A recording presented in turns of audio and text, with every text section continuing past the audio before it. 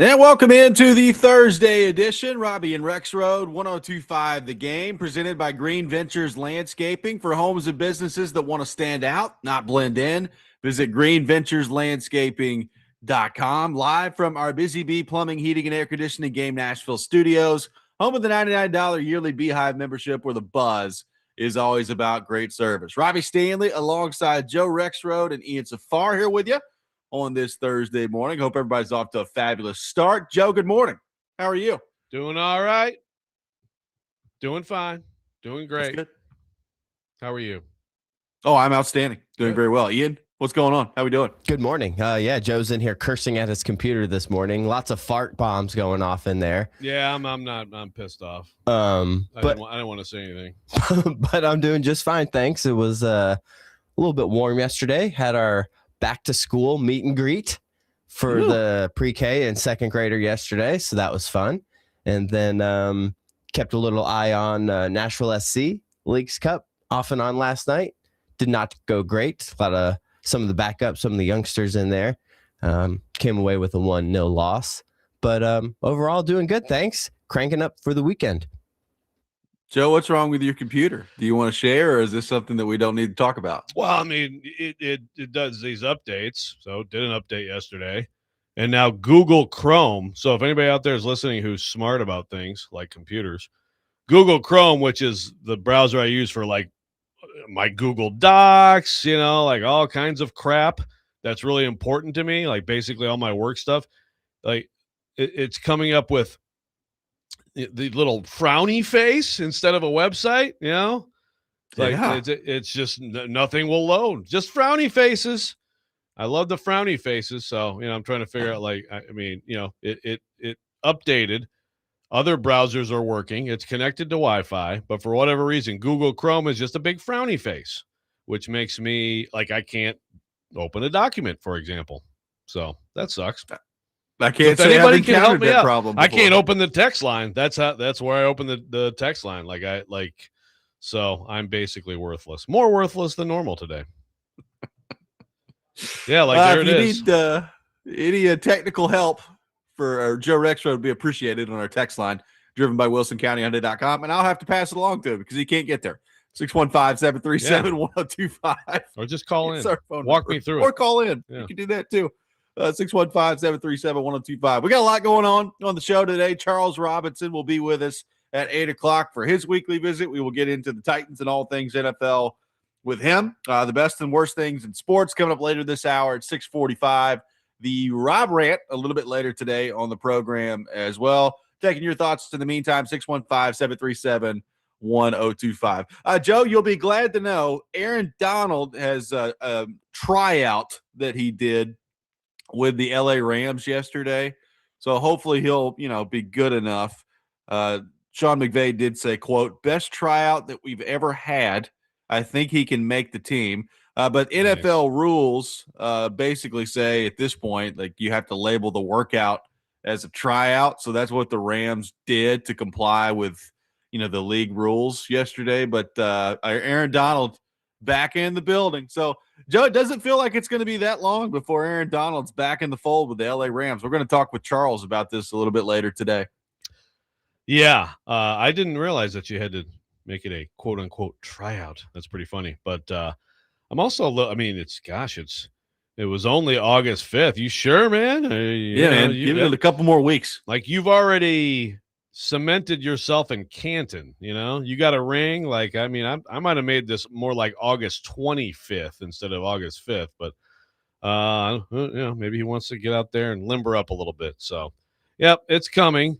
And I must say, as much as I have this feeling that this super team is going to somehow falter, and I don't know that I'm necessarily rooting for them, I am fascinated to watch Aaron Donald and Myles Garrett. If it's a couple years here, so you got to keep that in mind with Aaron Donald. I mean, as far as I know, he's not a vampire, so we may see, significant difference, but I mean, 75% of what he was, 2/3 of what he was, with Myles Garrett in this form, pretty scary.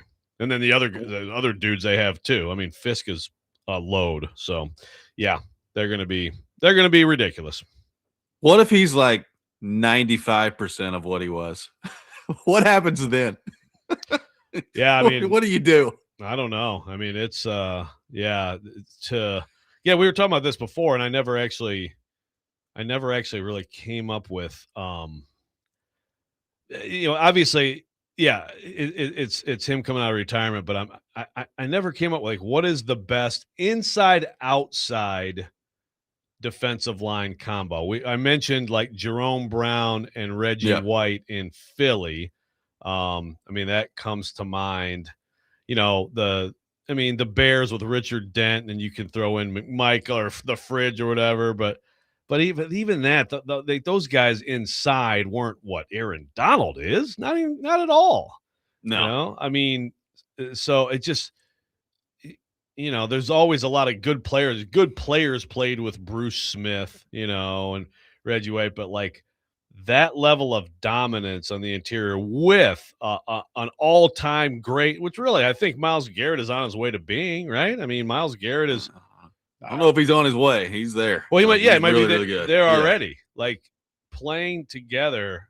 I'm sure there's something I'm not thinking of. Most of them on the list are from the 70s, probably. Right. Deacon Jones, like the purple from the Rams, Carter and Eller, or Alan Page and Carl Eller from the Vikings, as you mentioned just the purple people eaters. But I don't know. Joe Green and someone Greenwood from the Steelers. That's the thing. The Steelers were overall incredibly dominant at every level. Mean Joe Green was right in the middle, but they didn't really have the only thing they didn't have was like that edge. Like they were good, but it was Lambert and Ham and Green and then all the So as great as that D was, did the Cowboys dynasty have something like this? I mean, Charles Haley, right? Yeah, they had Haley, but they didn't. Yeah, I mean, it's pretty unique. It is. It's crazy. So you're used to like teams are used to like, okay, you have to focus your attention here because this guy's unbelievable, or here, but the Titans had, and I'm not comparing that to this, but I mean, the Titans had, as we've talked about a few years ago, great inside outside going, with Simmons, and then you had Autry and even Dupree and Landry, what he was doing. That was good. That was really good. But this is sick. Yeah. To quote the kids. But maybe his tryout didn't go well. Maybe McVay's lying. We'll see what happens on the Aaron Donald front. Charles Robinson will be with us later in the show to discuss all that.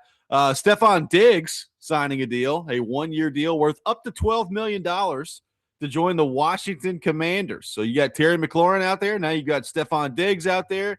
Jayden Daniels heading into year 3 after an injury-plagued year 2. What do you make of Washington being the landing spot for Stephon Diggs, Joe? Yeah. I mean, I was kind of rooting for the Rams just so, again, we could just be talking to just super team like nothing I've seen before. But I don't hate it. I don't hate it for him. I don't hate it for Jayden Daniels to add another weapon. Again, what is Diggs at this point? I mean, he was still good last year. So it seems like a pretty good landing spot. It is, of course, it's also like basically where he's from too, so that's his home turf. That can be good or bad, but I think it's a good ad. And Jayden Daniels, a guy that, reminded of him in the quarterback tiers, such a fascinating player. I'm still a total believer in him after what I saw from him as a rookie. But, we've seen other rookies have great years and then and go the wrong way. I think he's going to come back big time this year. People have sent in instructions, Joe, of like what to do. Okay. On this Google Chrome issue. If I tried to explain it to you audibly, it would be just a total disaster. So what I'm going to do, I'm going to take what I've been sent by our friend Liam McLeod on the text line. Thanks, Liam. I'm going to email it to you, and we're going to see how that works. That's beautiful. That sound like a plan? That sounds great. Somebody else on the text line said, it's great to get the Rex rant out of the way, the first 2 minutes of the show. So we also did that. And I didn't like scream, so it was a chill, it was a chill Rex rant. Long fuse. Yes. No, I appreciate that, Liam. I mean, this is ridiculous. This is ridiculous. I mean, what are we doing here? I mean, I can't guarantee this is going to work. I'm sending but I was thinking about doing this over the air, and I thought to myself, well, you want to see Rexrode take his laptop and throw it out the window in there? Let's do this over the air. So that'll be good. Yeah. All right. Well, I can't wait. I can't wait to give it a shot. 615-737-1025, our phone number. An exercise that we see kind of play out every year in the NFL, and I wonder what the Titans' chances of pulling it off actually look like. We'll get into that coming up next. Robby and Rexrode, 1025 The Game.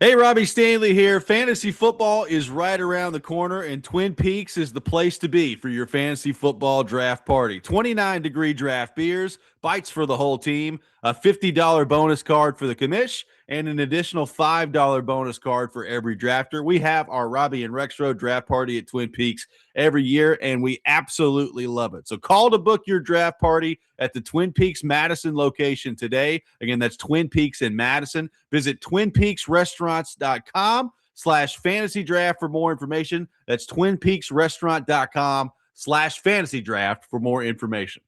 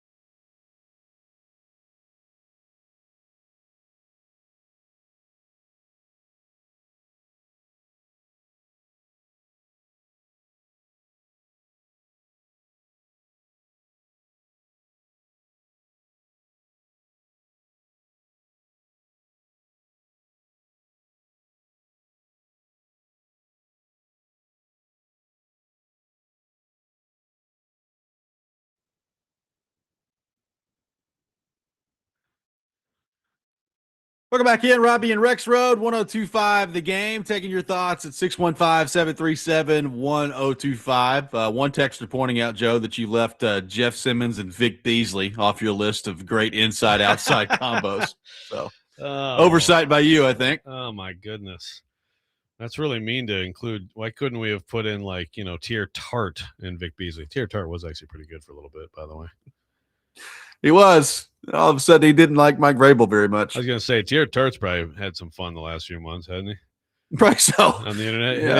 I got to go find some of his tweets, see if he's been tweeting anything the last few months. Some people there's some people who don't like the Braves so very much. The Jeff Simmons, Vic Beasley Barlow combo was pretty disruptive, for at least one of those two. Jeff Simmons is pretty good. Man. Vic Beasley got in the way a couple times, I think. Vic Beasley, man. Holy cow. I can't believe he even agreed to put on his uniform. I can't either. I really can't either. It seemed like he really wanted to, so I don't know why he said yes. Hey, look, he snapped the chin strap. Wow. Good job, Vic. Can you imagine if Vic Beasley and Isaiah Wilson were on the team? I guess they were, right? They were on the team at the exact same time. Yeah, I'm sure there's some footage, but if they ever had a one-on-one,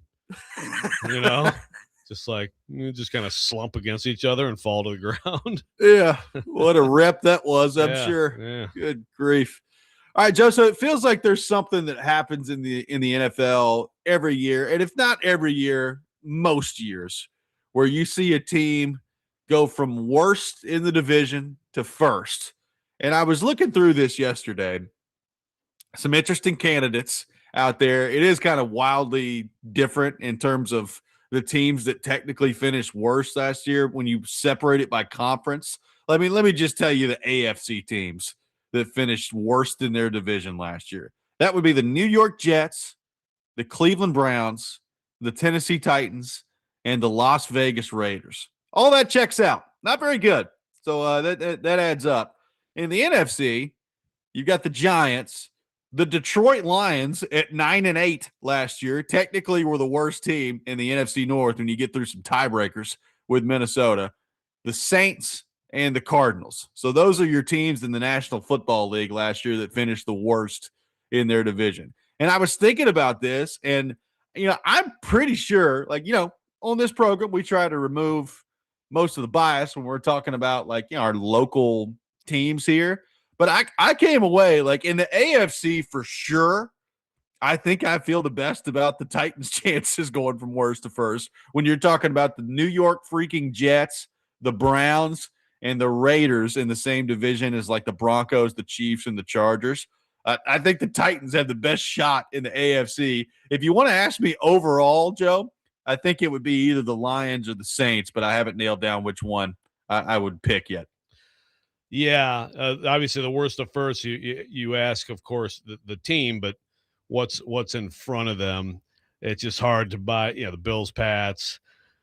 It's just hard to buy the Browns, regardless. And there's I think two possibly really good teams ahead of them. Well, I think the Titans should be better than all those AFC teams I just listed too. I really do. I think they should be better than the Jets, the Browns, and the Raiders this year. I'm intrigued by the Raiders.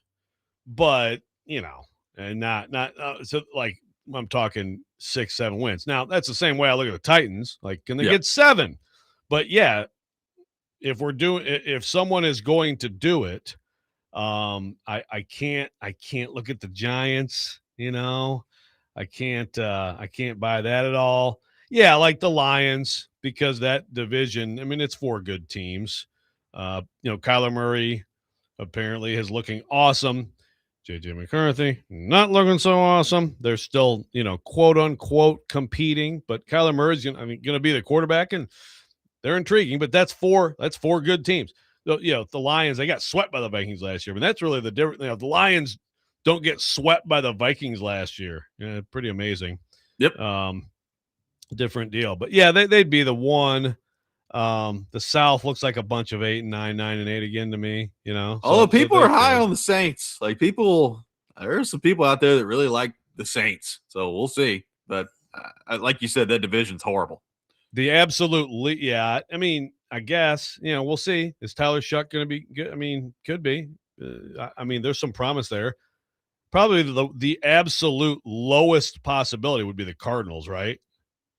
Oh, yeah. I mean, like, there's just like They have it's no not, chance. It's not even worth talking about. So, I might rank it. Lions then Titans. I think I would go Lions, Saints, and then Titans. But Yeah. the AFC, I think clearly. First off, let me be clear. I don't think the Titans are winning the AFC South, but I know the Jets are not winning the AFC East. I'm pretty sure the Browns are not winning the AFC North, and I don't think the Raiders are winning the AFC West. So it's not like you're dealing with a ton of likely scenarios in any of this. I mean, the last I checked, I'm pretty sure the Lions, who finished in last place in the NFC North last year, I'm pretty sure they're the favorite to win the division this year. Is that right? Yeah. I will double check that right now, but that's the last time I looked. It's got to be. I would think it would be really close between Lions, Bears, and Packers, though, right? Like, it's got to be with Vikings even not too far back. The Lions are the favorite, according to FanDuel Sportsbook, at plus 150. Packers second at plus 260. Bears third at plus 320. And Vikings fourth at plus 470. Okay. Yeah. That I would assume that would be the, now that I'm saying this, I meant to add up the quarterback tiers thing and do by divisions. I never did it, but I would assume that would be the closest division, especially with all four teams, right? I would assume so. There's no real like clear bottom. I mean, I guess the NFC South is the same thing. A lot of teams that are pretty close together, bunched together. Well, now that I'm looking at the odds, though, the odds makers agree with me about the Titans in the AFC. I mean, at least having the best shot to win their division. So, like the Jets are plus 1,900 to win the East, which, by the way, not even the worst odds. The Dolphins are plus 4,000. The Browns are plus 2,000 to win the North. The Titans are plus 950 to win the South, and the Raiders are plus 1,500 to win the West. So the Titans, of those worst teams in the AFC that we talked about last year, they have the best odds in the AFC to actually win their division when you're factoring in those teams. Yeah, and that makes sense. I mean, look, the Browns clear, that's just bottom feeder city. Now, Jets and Dolphins may be that together. Raiders, clear bottom feeder. What's depressing for Titans fans is like, because, a year ago, really it kind of looked like Houston and then three whatevers. And now it looks like three pretty good teams and a clear bottom feeder in the Titans. I mean, that's like going into the season, it's quite a bit different in terms of perception based on obviously the Jags going 13-4 last year and the Colts being, the Colts were what, 8-2? I mean, they lost their last 7, they lost their quarterback, but they were like as much a story in the NFL as anyone. So like the respect for those three teams is in a different tier, and then the Titans are just like the disregarded bottom feeder, which is I would agree. At least though, like if you're a Titans fan looking at the division, I think there are, significant question marks with all three teams to varying degrees. Like, I mean, Houston's defense, I think, is what it is, and it's really good. But, there's a big question over the quarterback heading into this year with C.J. Stroud. I mean, personally, with the Colts, I'm not sold on Daniel Jones yet. I need to see him do it again coming off the injury before I start to anoint the Colts, because I think if he turns back into a pumpkin, they're going to be bad this year. So we'll see what that looks like. And then, there's really no logical reason, Joe, for me to think that the Jags are going to crater, other than I just look, this is almost getting into like Kuharski DNA stuff. Yeah. Other than I look into the history of their franchise, and it's just almost impossible for them to put together back-to-back good years because it just never happens. So I guess I need to see it before I'm convinced that they're here to stay. No, I hear you. I think it's not any kind of stretch to expect a step back. It's just a question of, is it like a DNA related? Here they go. Now that the roller coaster goes to 5-12, I mean, probably not. I mean, I think they're going to be, pretty good, but I think they're more like an 8-ish, 9-ish team to me. Yeah. So there's your hope if you're the Titans. I mean, there's at least some question marks about some of these teams heading into this. And look, the Titans, I don't think their roster is there yet. Like, I would be pretty stunned if they won the division this year, right? I mean, I don't think anybody's really expecting them to do that, or that's not really even the baseline of what I think Titans fans would be happy with this year. But I do think like the Titans have clearly improved their roster this offseason. And I look at the Jets and I'm like, well, I mean, who's playing quarterback for the Jets, right? Like I look for the Browns, and it's the same thing. Like who's playing quarterback for the Browns? I mean, And with those two they teams, just you traded don't away even their really best player. I mean, well, yeah, that too. Like, I mean, those two teams, you don't even really know what the answer is going to look like from week to week. The Raiders, the quarterback situation. It's going to be interesting to see when Mendoza takes over. And the Titans, you for sure know the quarterback question. You just don't know how good he is. So, I mean, there's that part of it's kind of an interesting dynamic with all those AFC teams. but to me, that's why the Titans are. Look, I heard Gentry Estes on DVD yesterday almost saying the Titans he thought could be a top 5 defense. But he said top 10. He's like, I'm not going to say top 5. I'm going to say top 10. Okay. Well, if this defense is going to swarm, dominate inside, get better edge play than we think, the secondary is going to stay healthy, and then you have this second-year quarterback who everybody's hoping busts out. I mean, that's how you can make a case for the Titans. Right. I mean, that's how these things go. Well, obviously with the Texans, it was the rookie QB busting out. With the Commanders, it was the rookie QB. And then it was a bunch of other stuff and pickups that were better than we anticipated. Like the Colts last year. No one expected anything of those guys. And they come out like gangbusters. So there's a case to be made. 615-737-1025, going over the chances around the league of teams who finished worst in their division, last in their division last year to come back and finish first. How do the Titans fall into that mix? Take more of your thoughts on that. We got the best and worst things in sports coming up later this hour. All that ahead. Robby and Rexrode, 1025 The Game.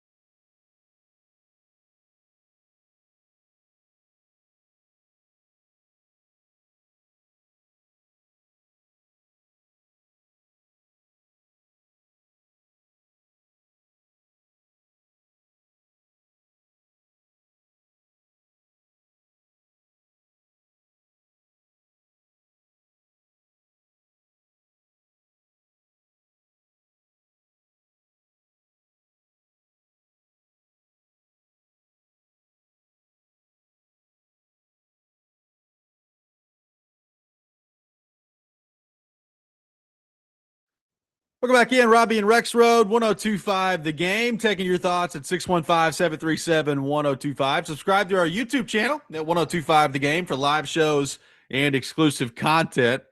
We are managing multiple things on the show this morning. We're doing a sports show. We're trying to solve Rexrode's computer problems.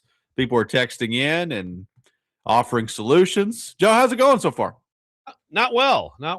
I appreciate Liam sending. It looks like I tried to do what he said, then I realized it says like Windows. I think this is like for a PC. I think the stuff that he sent. So the quick keys don't work. They don't do what it says. So, but I appreciate. I just sent you an AI instruction manual for the Mac part of this. We'll see how that works. Okay. Have you restarted the computer yet today? No, but I mean, again, everything else work. Like the other browsers work. My email works. It's just Google Chrome. I mean, I guess I could do that, but I don't. I mean, I think this is specific to Google Chrome, right? So I always, one of my first lessons here from the engineers when things were going wrong, oh, something's a little funky or whatever. He would say, just restart the computer. Yeah. And then try again. All right, I'll do that. I mean, that's at least something that I can execute. It's like, the old plug it, unplug it, plug it back in, or the Nintendo when you would take out the cartridge. Blow on the back. I need the fonts. Hit that jukebox, man. Now I'm trying to figure out how do I turn off my computer. I never turn it off. Well, that's what we're dealing with around here. Oh boy! I'm just that goes. Press this button. Does this work if I just keep pressing this button? No. Oh, there it is. Okay, it turned off. That's good. Wow. Well, let's hope it turns back on. Yeah, exactly. Yep. Computer fun on the radio. That'd be nice. So other people are sending things in too. Oh yeah, I mean, it's basically the same thing. So we're gonna see if this works. Okay. I've AI'd you some instructions, so we'll see if those they're going to be followed and executed. We'll see how that goes. Matthew from Jolton on the text line says the Titans should have a top 15 defense. If the offensive line isn't horrible, they should have a 20 offense or a top 20 offense. Jeff from Nebraska says, I'll text you guys the exact same thing I texted a year ago.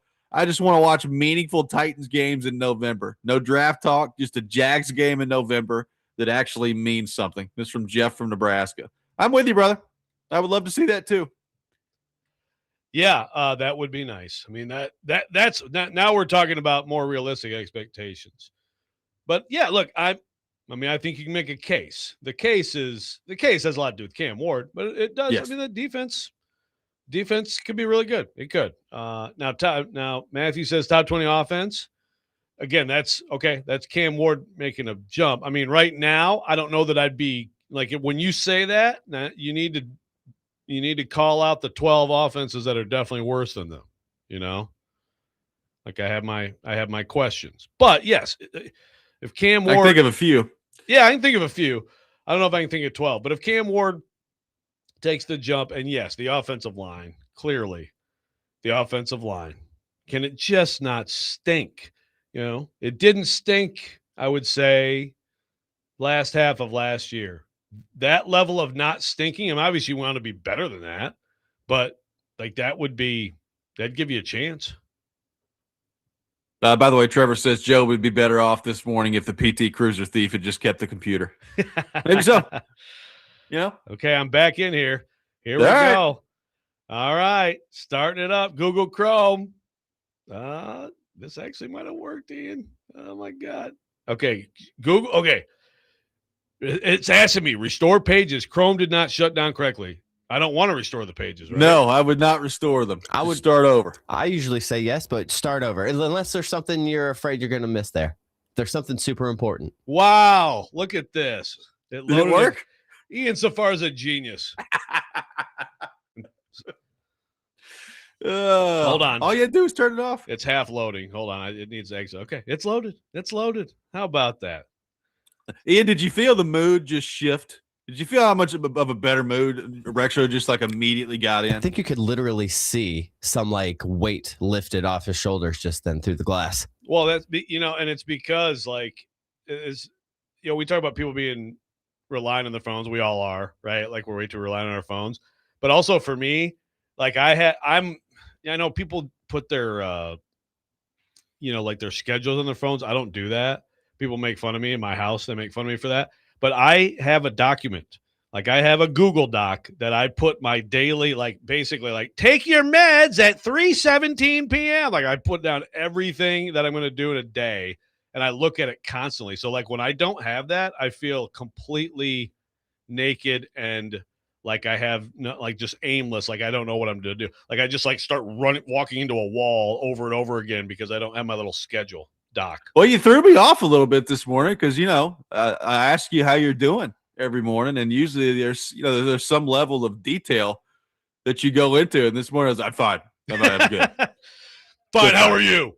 Yeah, well, how are you doing? Stop talking to me. Well, it was like moments after I had just realized that this was all jacked up. So just turn it off. Just turn off the computer and turn it back on. There you go. I would love, we've been on the air we're approaching 6 years as a show, which is kind of hard to believe that they haven't fired us yet, given some of the things we've done. Right. But we are approaching 6 years on the show. I would love to know in those 6 years how much airtime we have devoted to solving a technical issue for you. I know. Maybe we could do like during the holidays, like a best of that's just that, just all the. We'd probably have enough content. We probably do, yeah. That'd really bring in people would really enjoy that, I think. I appreciate everybody on the text line that offered suggestions, but we got to figure it out for Joe. So that's good. I'm on the text line. He's on the text line. How exciting. Good stuff there. Look, there's only really one team that I look at in the division right now for the Titans, and it's because of how good their defense is that, like, I think the Texans could get like horrible quarterback play and still win like 7 or 8 games because their defense is that good. Like I really do. Like I think their defense is just unbelievable. The Jags defense is pretty good. I mean, the kind of the one thing on the Jags that I'm waiting to see is like, what is Travis Hunter? Because if Travis Hunter is like some shutdown corner this year that, pretty clearly is going to turn into one of the best corners in the league, well, I mean, that's pretty good. That changes what their defense can be too. We just didn't see a whole lot of it last year. So I don't – when you start listing off question marks in the division, everybody's going to look at the quarterbacks, right? Like Daniel Jones and C.J. Stroud and Cam Ward and all these things. But like when you get beyond the quarterbacks, I mean, Travis Hunter's got to be pretty close to the top of the list, right? Yeah. No, absolutely. No, I mean, it's and I feel like there's sort of like different things out there about him, like it almost feels like there's still like they almost want him to believe that there's going to be more of an offensive role, but clearly like he's just like the key is he's got to be like a great player where he should have been all along, as I said, by the way, from day one. But it's true. But man, when you and I'm a believer in him, but when you give up what you did, I mean, it's just the bar is so high, So yeah, like you need to get to the point pretty soon. Again, I think he could do this. I know other people have disagreed and had some questions about him as a corner and thought offense is better, but I do think that he can be a guy who can take away half the field. But that's got to happen. Like that's like pretty quickly here. And then, if you can sneak him in and get some stuff going with him on the other side, that's great. But to me, if you just become that, because there is high value in that. I mean, is it value that they gave up? Probably not. Yeah. I mean, look, if you're an actual top 2 or 3 corner in the league, I mean, that's high value, Yes, but they gave up all that they gave up because they believed that he was, if not going to be a star on both sides of the ball, at least a pretty good contributor on both sides of the ball. Yeah. Which again, that to me, that's just I never got that. I never understood that. I mean, there's a lot of guys who can do a lot of things in college, and right? It's not. But the corner part of it, that's where I thought he was elite. So. You're right. If he's that, does it quite validate what they paid? No, but I'd still be all right. I wouldn't be like, mad about it if I was them or if I was a Jags fan. Of course, you also want something on the other side of the ball. And again, wouldn't rule it out, but it's just the snap, the snap count in this league, the injury likelihood increase. You got to really think about how many snaps you want to got any guy to take in this league. 615-737-1025. We'll have the best and worst things in sports coming up next. We'll take your best things, your worst things on our text line, driven by WilsonCountyHyundai.com. Robby and Rexrode, 1025 The Game.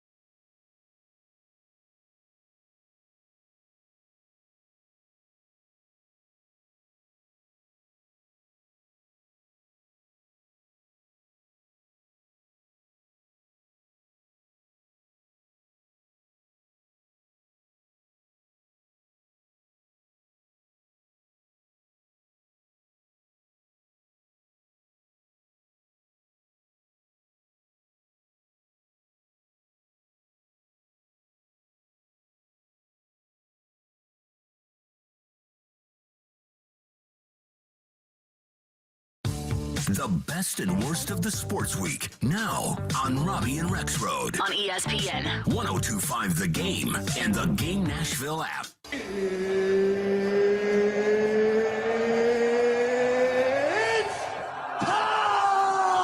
This is the worst.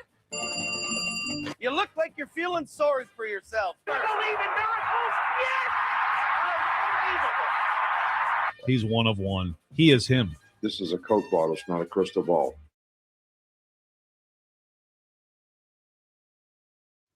It is time for the best and worst things in sports. We'll take your best things, your worst things for this week in sports on our text line, driven by WilsonCountyHyundai.com. Joe Rexrode, kick us off with your best and worst things in the world of sports. This is there's a whole bunch of worse possibilities out here. I mean, we got, Pete Crow Armstrong. I never met JFK. Did he actually live? And we got the WNBA discourse that is just, I can't even I can't even handle it anymore. You got the freaking FIFA president. Like, this dude is out here just like, I mean, my God, like Vito Corleone out here. So again, I'm going through all the possible worse. I'm going to go with best, since I have to pick a best. I'm going to go with Aaron Donald. I just think that's kind of awesome, man. I'm not that I want the Rams to take over the world. I do feel like if he is a high percentage of what he was, like, we actually might be talking about the Rams as an all-time team. Like, I know in this era that sounds crazy. Like, are we talking about the Rams going undefeated? Am I overstating things? Maybe a little bit, but it's exciting. And Aaron Donald is one of the most fun players I've ever watched in the NFL. So him playing again and him with Myles Garrett, I mean, that's just must-see TV. So that's my best. My worst, again, I've thrown out a lot of possibilities here. Freaking Scooble, throw that one in there too. I mean, there's just so many, but I'm going to go with this Boston College thing that I talked about yesterday. I wrote about it too in The Athletic.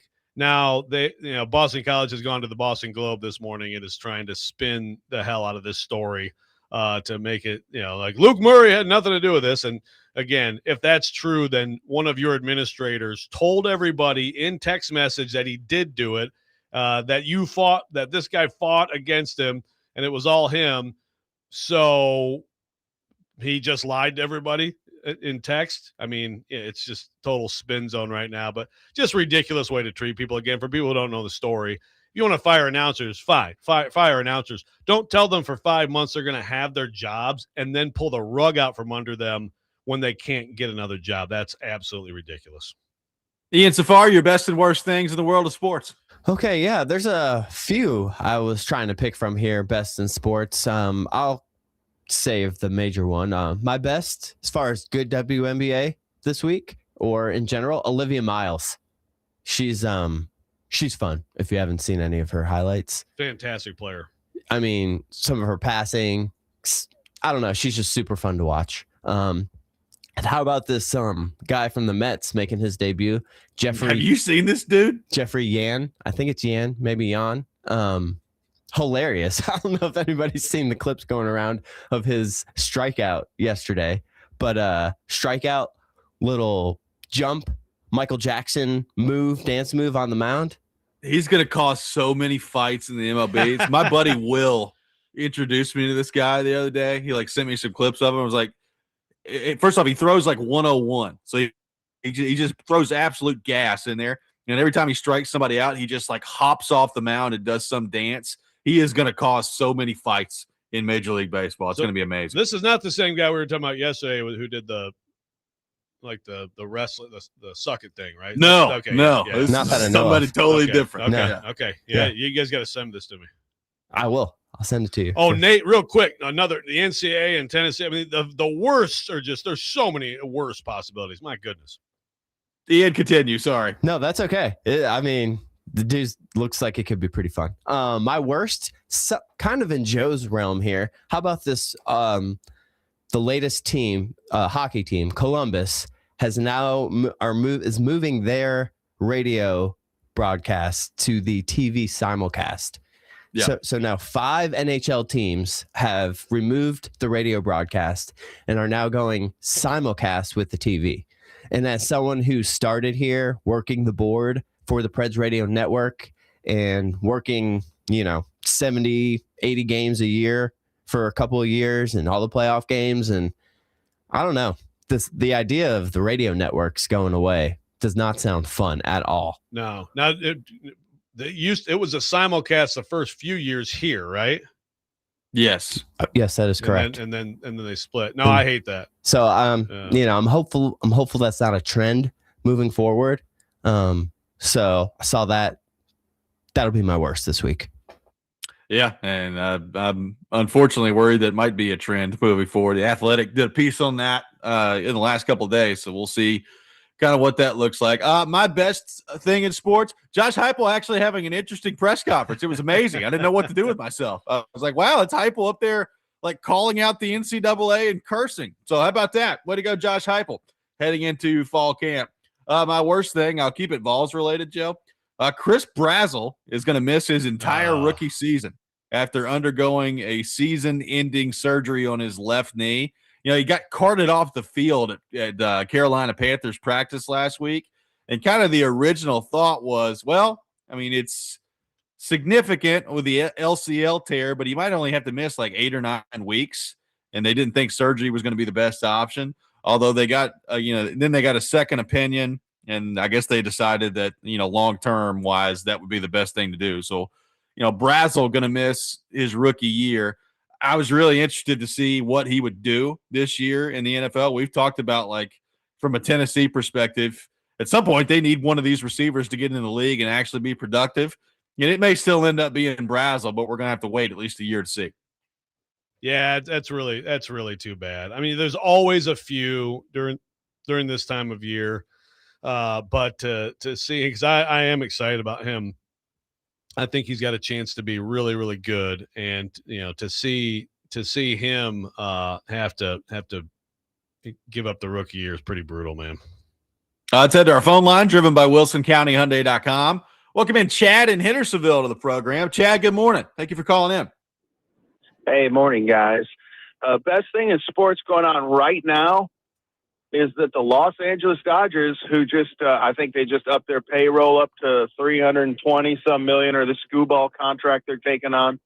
The 6-game losing streak that they're now under, that to me is the best thing in sports. So we can celebrate that, right? You gotta, they're going to spend, billions of dollars and can't win 6 straight, can't beat anybody for 6 games. And then the worst thing, and this is more of a prefix of what's going on, and this is the worst thing in sports based on some of the comments that I've read this week, and that we have an impending lockout for MLB, keeping it on the MLB front here. Yep. If they lock out, that just shows you they've learned nothing over the last 30, 40 years of owning an MLB team, and what that did to public opinion and what that did to the game. If they can't figure out how to come up with a player agreement, a collective bargaining agreement, what a bunch of losers. Thank you, Chad. Appreciate it. I mean, it does feel like that's going to happen, Joe. I mean, maybe they'll come in and make more progress than people think, but I have heard a lot of lockout discourse this week. Yeah, I mean, it's just believed to be a foregone conclusion, and I agree. It's on both sides. That should be a high priority to avoid that. Like PK was like, get in there, like, figure this out. But it's such a, and I'm sorry, like I'm generally not pro owner in these sports things, but I think that the MLBPA is so badly misguided on what a cap actually means. For 90% of the players, it's absolutely a better situation for them. And so hopefully, wiser heads prevail on that side. If not, I don't see a way around it, because the owners are like, they're doing it. They're and they need to. 615-737-1025 is our phone number. Charles Robinson will be with us at 8:00 on the program today. We will get into all things NFL with him, so looking forward to that. Coming up next, back into the Titans, there is a number that the Titans have not hit yet since they've moved to Tennessee that I wonder, is it in play this year? We'll get into that coming up next. Robby and Rexrode, 102.5 The Game.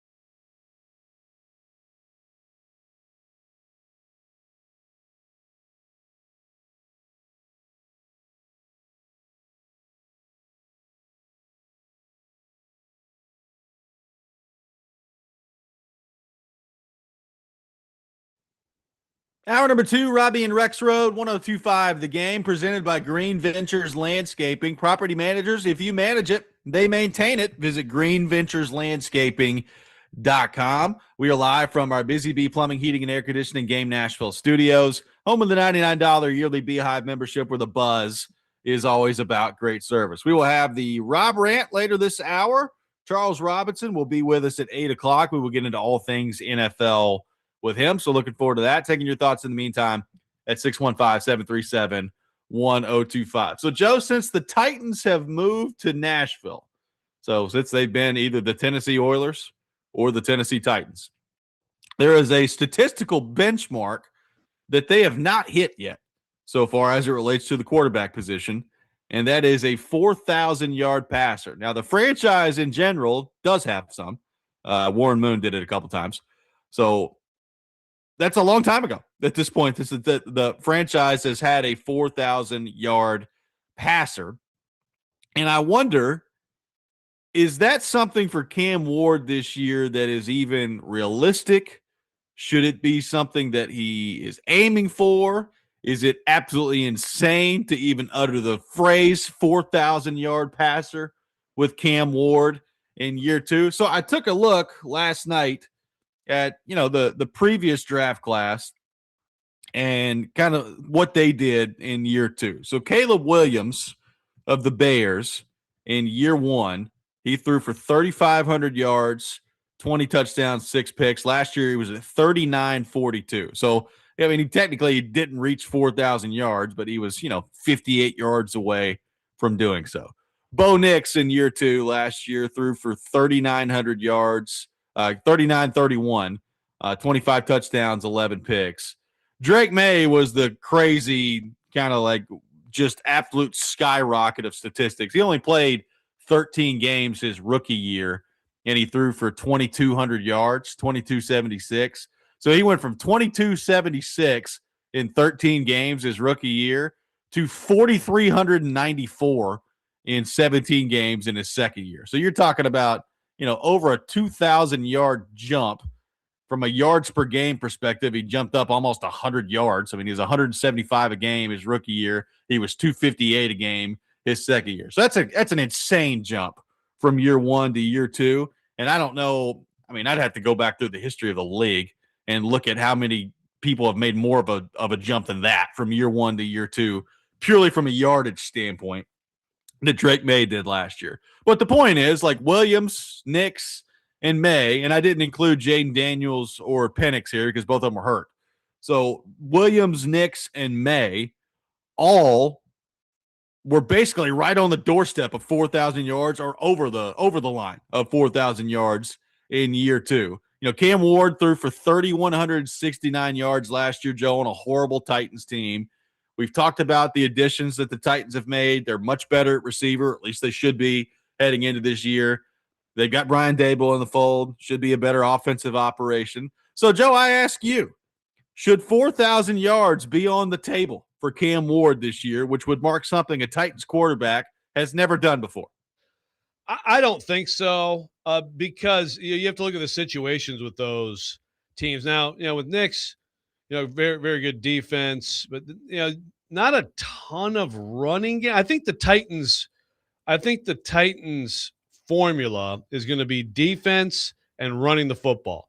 I think if this offensive line is going to be good, it starts with the physicality of running the football. That's where I think J.C. Latham, I think that's why he moved back to right tackle. I think that there's hope there. And I think running the football, being in low-scoring games, relying on and again, that's also like you're counting on Pollard to still be good. You're counting on Spears. By the way, there's some buzz about Spears in camp. I'm sure you've noticed. Don't care. Yep, we'll see. But the other guy, I'm intrigued by Singleton. I think they're going to be running the football. I think they're going to be playing defense. I think they're going to be playing low-scoring games. I think that's the formula to win. I think it's more like even go back to like a long time ago, like the McNair years where he could have a great game and throw for 180. It's a different game now. I'm not saying it's exactly the same, but I think it's that kind of formula. I think if the Titans win games this year, they're winning games. And I know this is exciting for some people, but I mean, it's just what it is. I think they're winning games like 20-17. And so I mean, now if they're not as good on defense, if they are like, if he does approach 4,000, I almost feel like that's bad because it might be a lot of empty calories and multi-score deficits in the fourth quarters of games. That could be. I mean, you could go Blake Bortles on us. Well, if that's the case, Right. In some ways, I'm kind of surprised he threw for 3,100 yards last year, given how awful that team was, right? But I think that's a little bit of that too, right? I mean, a little bit is some of those games where, you racked up some yards from behind against soft zone defenses. Yeah. Look, Cam Ward throwing for 4,000 yards this year, it's down the list in terms of importance for his development and what that looks like. It is interesting that the Titans have not had a guy who's done that since they've moved to Tennessee in an era in the NFL where that has become increasingly more and more common, right? Forget 4,000 yards. We've seen some guys move past the 5,000 yard mark in recent years. So we're in an era in the NFL, or at least we have been, where that has become more of a common thing to have a 4,000 yard passer. Now, I will say, you look at the NFL the last couple of years, Joe, and I think the defenses have caught up a little bit. Yeah. And because it looked like for a while that, 4,000 yards was going to become like the new baseline for quarterbacks. And that's not been the case over the last couple of years. The scoring's gone down a little bit. Defenses have caught up. So I'm interested to see from a league perspective what that looks like this year. But look, whether it's 4,000, no, but I do think with the receiving core that the Titans should have this year, I think you ought to be on the others. If you're rounding up, you ought to be on the other side of 3,500, right? That's my thing. I was looking at his over under on FanDuel Sportsbook, and I think it's 3,250. If he ends up at 3,250, to me, that's pretty disappointing. I think it needs to be higher than that. And maybe it plays out the way that you just threw out there, where the Titans are just a good defensive team and they're protecting leads late in games. And obviously you're not throwing the ball if you're doing that, or maybe not even protecting leads. Maybe they're just within a one score game and they could still operate their offense the way that they want to operate their offense. That would be a step forward in the right direction. But I do think this is a significantly more talented wide receiver room than they had a year ago. And that should translate into better passing numbers for Cam Ward. Yeah. I agree for sure. The receivers should make a difference.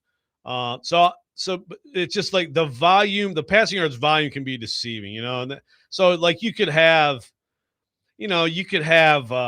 a couple of 400s in there that are just totally blowouts or something like that. I think you're right. Around 3,500, you could see. But to me, it's 159 on yards per attempt. That's the number. Yes. If I could pick a number of his, certainly, you want the completion percentage to be higher than 59.8 too. You want to be hopefully in the mid 60s, but the yards per attempt, that is an indication of just a woeful passing. And 5.9 is just a bad number. Can he get to in the sevens in yards per attempt? If that's the case, whether it's with 4,000 with more than I'm envisioning, or more games that are a little bit close to the vest, low scoring, low tempo, but he is efficient regardless in the sevens there. And as we've talked about, the touchdowns too. You got to be in the 20s for sure, somewhere in the 20s, and hopefully keep those picks under 10. That's one of the numbers from last year. That was a good one. You bring up yards per attempt. I brought up all these other guys. Nix last year was 6.4 an attempt, which is really not a great number. No. Caleb Williams was 6.9. And then you get at Drake May, and it's 8.9 per attempt, which is just insane.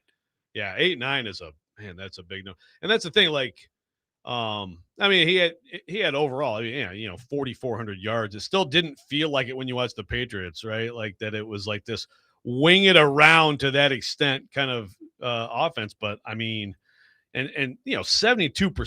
at 4,400 plus the 8.9. It really was an unbelievable year for me. Yeah, no, it was.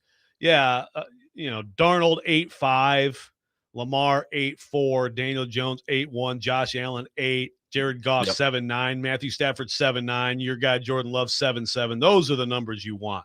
Get Cam into the realm of, Tyler Shuck 7-3, Justin Herbert 7-3, even Stroud was 7-2. Again, no one stat tells you everything, but that's a pretty. I mean, that one is one that I really value.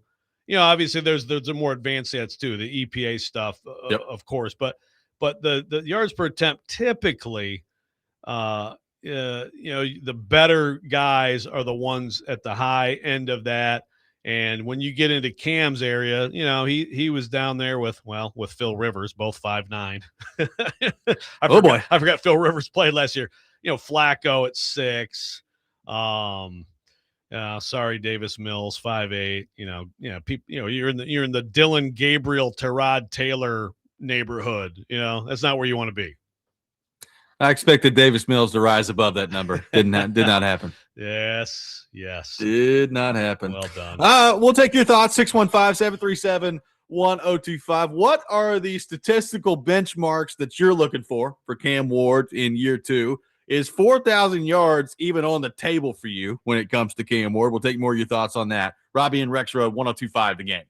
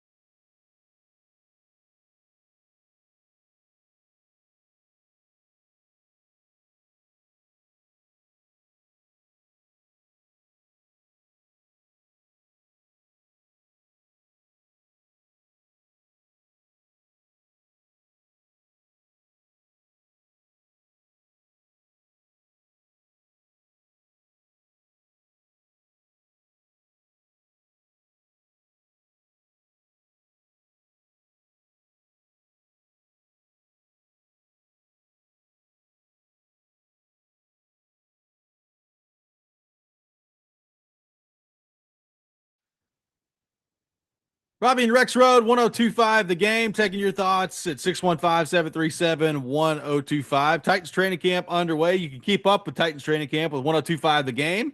Play your interviews and more as you get prepped for the upcoming Titans season. Coverage of Titans training camp presented by Twin Peaks Restaurants, Parman Tractor and Equipment, and Tri-State Water, Power, and Air.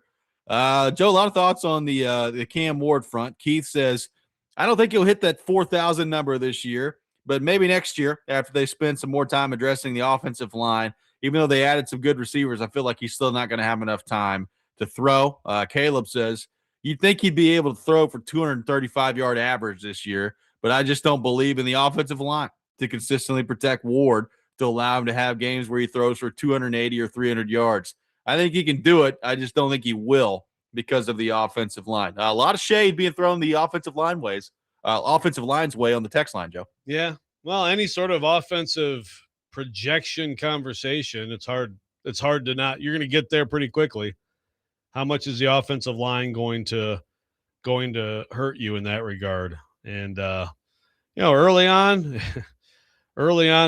it's not great returns. I mean, we're going to get more information, better information next week. I know they're back out there today, but obviously next week out there in the shadow of the substation, we'll see how they do there. And better suit up, man. Yeah, wear double pads. Everybody look like Eric Dickerson out there. Wear every single pad that you can possibly wear on the football field to save yourself from the substation. But yeah, I mean, that's really, in all seriousness, that's a totally fair knock on the whole idea. Is he going to be able to comfortably, navigate the pocket? Will he have clean pockets? Is he going to be running for his life like he did too often last year? Craig says 3,500 yards is a 205-yard average. As slanted as the rules are towards the offense, I'd like to see that. It would show we probably have two competent receivers. It would take some load off of the running game with an aging Pollard and I assume an injured Spears. This from Craig on the text line. I mean, when you break it down that way, like, it's really shouldn't be that hard to get the 3,500 yards, but it's harder than you'd think in the NFL. It just is, man. It's just harder than you'd think. Well, it's with anything, it's like rushing, it's like, I mean, 1,000-yard season, you average like 58 yards a game, but it's like, but you'll have that 29-yarder. And as a quarterback, you'll have that 131-yarder, and it might even be an okay. That's the thing. I do think this team is built for low yardage numbers to not be devastating if the defense is what it's supposed to be, and if you can run the football. So yeah, I mean, it doesn't sound like it's that hard to get. I think 3,500 would be a pretty good outcome. I mean, that would blow the over away. Yeah. I mean, like I said, the over under for him is 3,250 on FanDuel. Yeah. Yeah. So, I mean, I think that's a good way to look at it. Ed's saying there again, EPA is, again, that's expected points added. And it's an attempt to basically try to take all the factors into account to be able to judge, quarterback performance, just like a lot of these advanced stats, right? You're trying to do more than just your basic numbers, and you're trying to account for conditions. Like Drake May last year, EPA, I mean, he was he led the league 170, at 169.96, but I mean, like, so it's 0.26 EPA per play. So he added 0.26 of a point per play, which I know some people are like, what the hell does that mean? But I mean, what it means is, like, he was tremendous last year. I mean, Stafford's EPA was 109 compared to Drake's. And I'm trying to find Cam's. I know that we talked about it at some point last year. But I mean, think about the names. Like, Drake May was in first. I think Jordan Love was second at plus 120. Stafford, Allen, Mahomes. That was your top five. I mean, that's pretty darn good quarterbacks, right? So it does. I mean, it is a number that relates pretty strongly to strong quarterback play. Right. So Cam Ward was minus 143.2 EPA. So minus 0.17 EPA per drop back. Okay. So that's bad. That's bad. Now, was that because of, because of factors around him. I mean, you're trying to isolate the quarterback with this, but I mean, I think yes, to some extent. I mean, the hard part is, psychologically being able to show how like bad pass protection affects a quarterback, right? Now you heard the quote the other day in the quarterback tiers from Mike Sando about the great ones can push that aside, and I still haven't seen, and that's, I mean, I think that's all fair. And as we've talked about a million times, he sometimes made it worse on himself and running himself into sacks and things like that. But yeah, it wasn't good. It wasn't good for him last year. So by just about any measure statistically, it was rough. Also, there's no question that things got better later, and you did see progress from the beginning to the end. Yeah, and again, like if the offensive line could just hold up, what does that mean for the receiving corps? Like, let's assume for the sake of this conversation that the offensive line is competent. So I guess take that for what you will. I'd be stunned if we were in a scenario where the offensive line we looked at and said, "Oh, that's a good one," right? But let's just say it's competent. Well, how good's this receiving corps? Like when you've got Tate, Ridley, Robinson as your top three, how good is that? Like, where does that stack up around the league? First off, I mean, it's hard to know the answer to that without having seen Tate play in the NFL yet. But you did just draft him number 4 overall. Like that's one of the things that I'd love to know heading into the year is can we get a baseline level of offensive line play so we can evaluate like how good is the receiving corps with those three kind of leading the way? Yeah, it'd be nice, right? And look, if your skill, if your skill is good enough, that helps. That can help offset it, right? I mean, I think the Bengals have been an example of that. Of your QB and receivers, and it's so elite that they were able to overcome and at times kind of hide a terrible offensive line. Terrible. Like they've worked on that offensive line, but they've had with some good seasons, terrible offensive lines. So, but also we're talking about like exceptional skill, we're talking about like best of the best. So, I mean, that's not necessarily this, but yeah, like you hope like a Carnell Tate, when you have someone, when you have anybody who forces a defense to commit extra people to them, and forces a defense to maybe be a little less aggressive because they're afraid of someone. I mean, that can make a difference. Is Carnell Tate a guy like that? I don't know, but that would help a lot. Well, when we mentioned too, like the 4,000 yard number, and we've talked about this on and off over the last couple of years, but like, I mentioned defenses catching up a little bit. There's a really interesting story today at the Athletic from Ted Nugent about like the too high safety, right? And that, like, so basically defenses are trying to just absolutely stop the big plays down the field. And they'll live with you kind of driving the length of the field, putting together some 12, 13 play drive, because I think at some point you're going to screw it up, right? Like that's kind of the thinking behind it. So like they've gone to, a lot of these defenses are just sticking to this too high safety look and making absolutely sure that they're not going to get beat deep. And that's why teams have run the ball a little bit more the last couple of years. That's why you're taking some of the quicker options in the passing game. And, Joe, I mean, logically, if that's the case and you play that out over the course of a 60-minute football game, your yardage total as a quarterback is probably not going to be as much as maybe we saw 5-10 years ago when quarterbacks were just absolutely lighting it up out there. Yeah. Yeah, it's always a cycle. It's back and forth on these. Someone comes up with an innovation on one side of the ball. Everybody else in the league on that side of the ball copies it.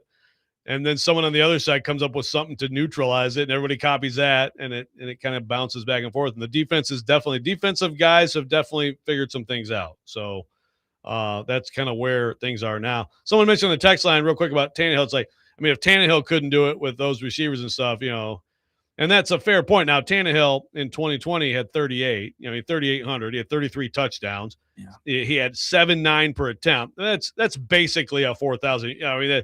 but he also had, a 2,000-yard running back. I was going to say, the Titans don't have a running back on the roster right now that they're going to give the ball to 400 times this year. Right. So, but think about that offense. 2,000-yard running back, a 3,800-yard, 33 touchdown, 7.9 an attempt quarterback, 66% completion, and that's why they scored 31 points a game. Boy, does that sound game. Far away. Yeah. Yeah. Yeah. Yeah, that was win a playoff game. That was the team. Yeah, that was the team that lost to Lamar. Basically, Yep. that one run, man, killed them. But their offense was bad. Arthur Smith was interviewing, didn't have his focus. Yeah, that's what people said. 737-1025. Our phone number. More your thoughts to get to on the Titans coming up next, including a commentary on Titans fans that I'm sure some of you will not find very surprising. We'll get into that. Robby and Rexrode, 1025 The Game.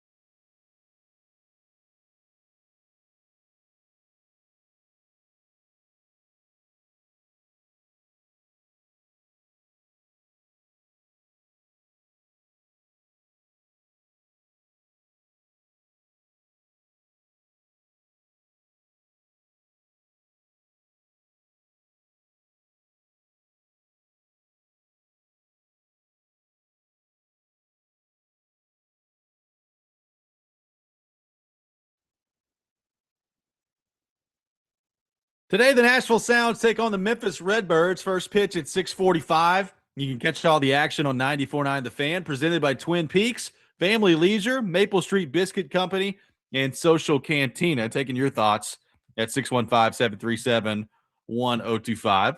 Joe, some breaking news in the AFC South. Jonathan Taylor has agreed to a 2-year contract extension with the Colts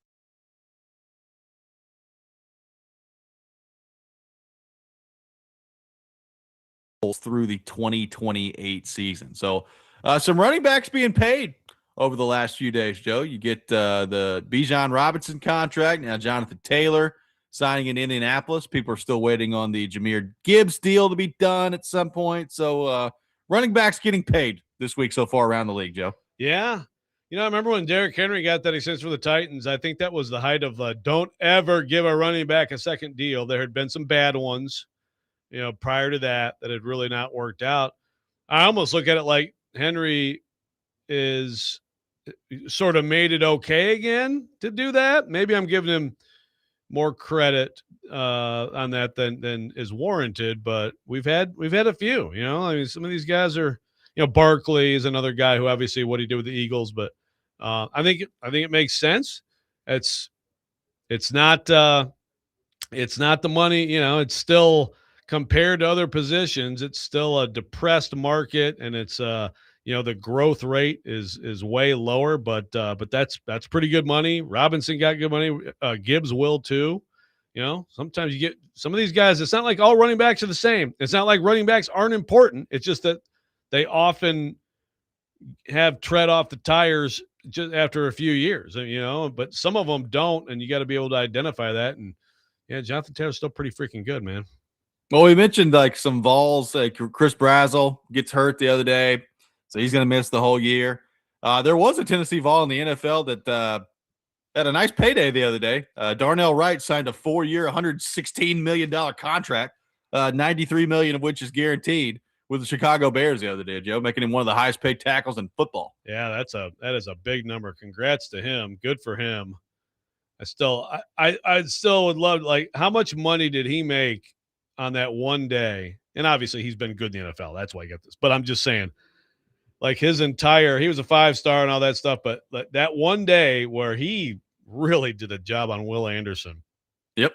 In that incredible Tennessee win over Alabama was like, that was the day of like, whoa, man, this guy's no joke. And he has continued to ascend. So good for him. Hey, real quick, I actually meant to put this as a segment and then I just forgot. But did you see the Derrick Henry thing that people are freaking out about? No. Okay. Well, you know what? Maybe it would, we'll do it later. I'll find the audio so we can do it properly and listen to it. Cause it's been this, it's almost like one of those things where, where you have a sound and some people hear one thing and then some people hear another thing, Oh, what yeah. I'm talking about? It's almost like that. We'll do that in the 8:00 hour after Charles. Is this like this dress that was floating around a few years ago where some people thought it was gold and some people thought it was blue? Exactly. The same sort of thing. It's like somehow, yes, it's eye of the beholder or ear of the beholder. Yes. Okay. So anyway, good to know. Yes.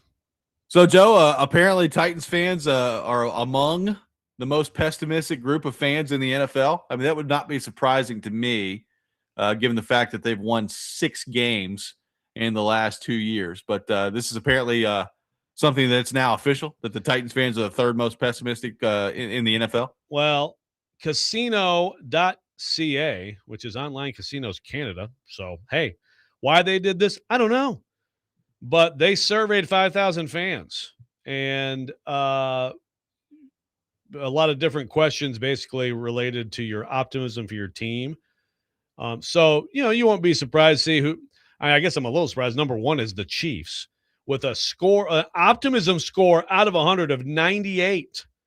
Number 2, the Rams. That makes sense. 97. Seahawks, 97. Get the Eagles sitting there at 95. So out of 100, these are the optimism scores of surveyed fans. Okay. Of course, you have number 11, the delusional Detroit Lions fans at 81. All the way down to the bottom.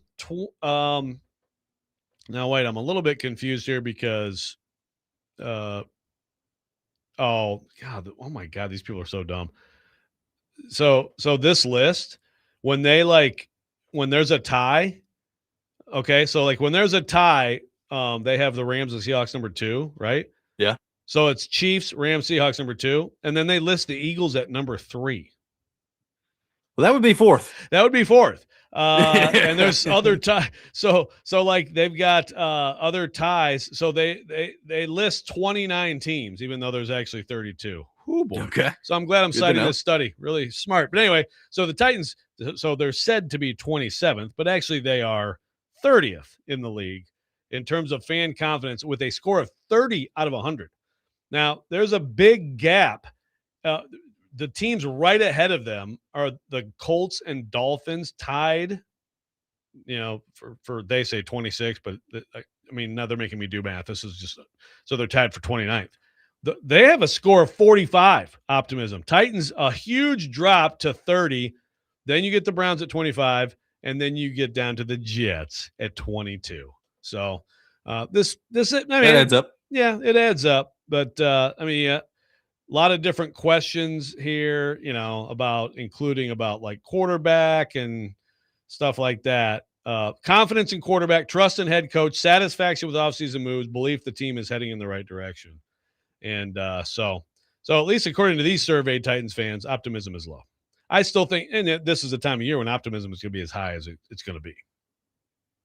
Well, we talked about it yesterday. I mean, the Titans have found themselves in the same conversation as like the Browns and the Jets. So it's time to pull your way out of it. I would love to fast forward to like a year from now. Let's do an optimism survey. And hopefully like Cam Ward's had such a great year that the Titans are like in the top 10 of fan optimism heading into the year. It's been a minute since they've been that. That is a lofty goal. I mean, can they even get into, I mean, goodness, the Giants are like at 56. Giants fans are like apparently because of Harbaugh. I mean, I guess, right? That's got to be a huge part of it. I mean, but like, why Giants at 56, Jets at 22? Like Jets fans are just down bad, man. They just, despite what we played yesterday from WFAN about Salah, I think that Jets fans have probably just accepted like whoever comes to their organization will be worse for it. Oh yeah, it's where people come to be bad, to be worse than they actually are. That's I mean, again, they pulled off a tough scene. One of the most amazing things in the history of sports last year, which is not intercepting an entire pass the entire year. I don't know if that'll ever be done again. Like you almost intercept some on accident, right? Like the ball just pops in the air and you just catch it. The ball goes off someone's helmet and a D lineman catches it. I mean, do we know, by the way, what was the previous record? We did talk about at some point. But it was like the Portsmouth Spartans from 1932 or something when they threw the ball 3 times a game. Like, right. Yeah, exactly. Amazing. So, stuff. I mean, all that really means is Cam cannot be the first one to throw a pick. The Jets are going to intercept a pass at some point this year. It better not be in week 1 against Cam Ward. If it's like a pick 6 on the first play, I might just stop watching. I was so looking forward to this Jets game all off season, and the more I think about it, the absolute just either total panic or total jubilation that's going to take place after this one game to start the year because of the circumstances around it. I don't know that I'm looking forward to it that much anymore. Like it's just going to be crazy on that Monday. Oh God. Oh no. I mean, it's cool, I guess, that like you could have such an impactful, such a conclusive game, right? But there's that puts a lot on it because it's like it'll be really hard to get people like to even care about this team if they lose that game after one game, Like it will be difficult. Yeah. And I don't blame them. I mean, someone texted earlier, we were talking about the Titans being the worst of first. And he's like, you guys are full of crap. I'll be mowing the lawn by 12:30. I'm like, well, I mean, hey, look, I can't sit here and tell you you're wrong, God, I hope it's at least like 1:45, man. Can you get to halftime? You make it to halftime. Chad says, I will personally guarantee that the Jets will intercept Ward in the first game. It's the most Titans thing ever to break that streak. I can see the CBS graphic now and hear Charles Davis. Please don't throw a pick in week 1, Cam. So, I don't want you to throw a pick ever, but you're going to. But just try to avoid it in week 1. Yeah, like just, if you have to just airmail things out of bounds in that game, don't be the one to break the streak. Texter says, I did call into that scrappy New York radio show to yell at them and got dumped in 5 seconds. Soft New Yorkers. Really? Wow. That's very disappointing. They It seem is tough. disappointing. They seem like tough guys. They did. We'll have the Rob rant coming up next. Robby and Rexrode, 102.5 The Game.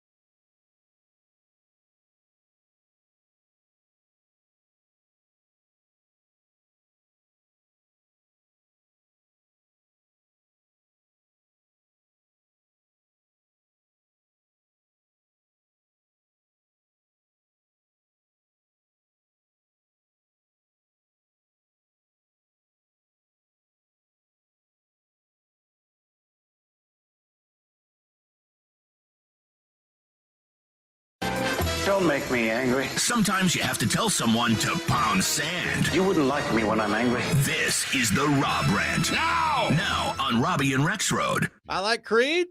I like Nickelback. Be quiet, everybody. Quiet. Get out your syllabus, please. Got an important lesson for you. We work incredibly closely with Coach Jones and his staff to make sure that our players are hydrated at all times. One of the things that I tell the athletes to determine if they're hydrated or not, and it sounds silly, but is to look at their urine color. So if it's light yellow to clear, if it looks like lemonade, they're doing well. If it looks like apple juice, we have a problem. Now we're getting into Butch Jones territory. What was the color? You are a bad guy with your dark urine. Why does it take me 14 minutes to pee? I would let them pee around the field. Sometimes the negativity is overwhelming. He's talking about Joe Benigno. Don't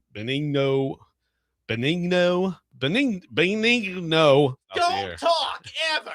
I'm talking, not you. Gonna open up the door.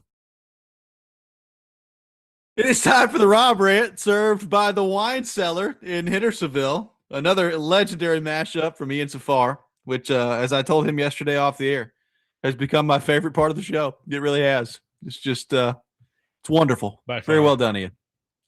Thank you. Very well done. Beautiful. All right, so listen, we've talked a lot about college football and everything that's gone on basically off the field, right? When it comes to, the scheduling and the college football playoff and all this other stuff. And now fall camp has come. So I've actually, we're entering into the time, Joe, where I start to get really excited about college football because look, I love the NFL. I'm always excited about the NFL. I love football. So I'm excited to watch football.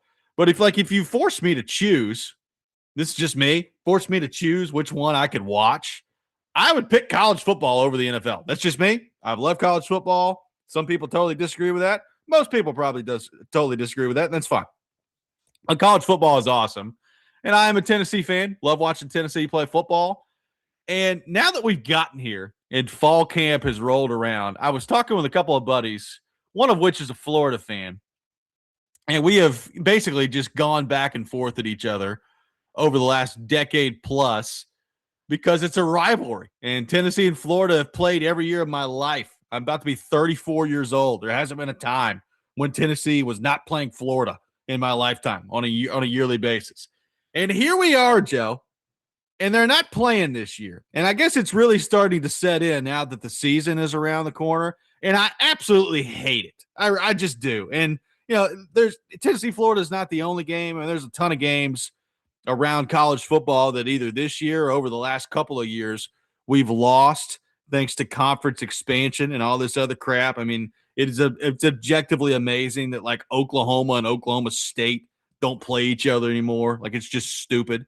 But Tennessee and Florida not playing each other this year really bothers me. I mean, it really does. And it bothered me at the time. And I understand what's happening and the 9-game schedule. And you got your 3 permanent opponents and you can't make everybody happy in that. But like Tennessee, Florida's not playing this year.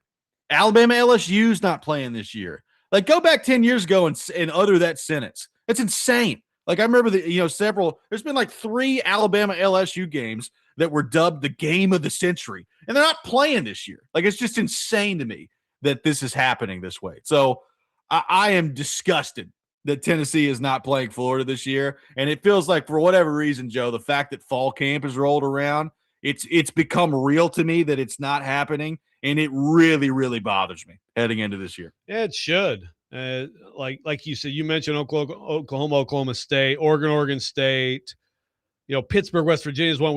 Notre Dame, USC, but that's more their own thing with their own scheduling, and luckily they're bringing that back. Notre Dame's done a bunch of weird stuff with rivalries that they've kind of just let fade. That's a little bit different, but just expansion related stuff that got killed of all those things, Nebraska, Oklahoma. I mean, Tennessee, Florida, to me, I really don't think this is just like a Nashville, Tennessee perspective. I mean, you're a Tennessee fan, so of course it's personal for you. But I think college football wide, I think that's as bad as it gets. I know that Tennessee, Florida isn't what it used to be. It used to be probably as good a game as there was in September every year. And one of the biggest games of the year in college football, year after year after year. It's not that, but the history it's still a great rivalry and it should happen. And there's still hatred there. And it's sad to see it go. I wouldn't pick it personally over Vanderbilt, just because I do think that the in-state, I mean, I think in-state rivalries are special, and it's a different deal. And that one has at least become competitive, whereas for decades it wasn't. So I wouldn't pick it. I wouldn't pick Florida over that one, but man, if there was any way to preserve it, and they did have different models that would have, I wish they would have done it. I wish they would have done it too. It just and look, there's Tennessee, Georgia. You can throw in there too. And I mean, they played Georgia basically every year of my life too. So like, it's not the same history of Tennessee and Florida and the rivalry there, but I get it. You're a conference expansion. You're not going to keep every game, but it does there's so much on the field. And I've heard Tim Tebow talk about this a little bit. I think some other people have talked about this. The rivalries are a big part of the game, right? Like that's kind of the fabric of college football. And I think college football rivalry, and some in college basketball too, but college football rivalries are just different than you see in any other sport, right? Like it's hard to even explain unless you've been there and you've experienced it. And there's just a bunch of discourse that goes on that I think makes it a lot of fun. And the fact that we're losing some of those on a yearly basis, like I know Tennessee and Florida are going to play again, like they'll play next year, and that's fine. But not having it every year, I think you're losing something there. By the way, I did misspeak. Alabama, LSU are playing this year. It's Florida, LSU that are not playing this year, which is just amazing to me. Yeah, you are losing something. And look, this has been, I guess maybe it's a little bit more on the Tennessee side, but this has been a barometer game, right? I mean, this has been a game that, and you've had streaks where you haven't won there and all that stuff. I mean, it's been a thorn in Tennessee side. I mean, I guess some Tennessee fans might say, even when we've been better than them, how many times have we been better than them and still lost to them? Like, it's been a real pain in the butt. But yeah, I also think like some of those wins are special against Florida, even with Florida, not the program now, that it used to be 10 years ago. Good old Butch, man. That's still one of the greatest environments. And I think we were both in the stadium that day. One of the best environments that I've ever seen was the Tennessee, those stupid gray uniforms, but that Tennessee win over Florida. I mean, that was incredible stuff. And yeah, it is. You lose something, and I mean, there's so much to complain about with college sports, but things that mean so much to people, that mean so much to fans, like there should be some non-negotiables, and unfortunately there aren't. There are not. 615-737-1025 is our phone number, 615-737-1025. Charles Robinson will be with us coming up next. We will get into all things NFL with him. Robby and Rexrode, 1025 The Game.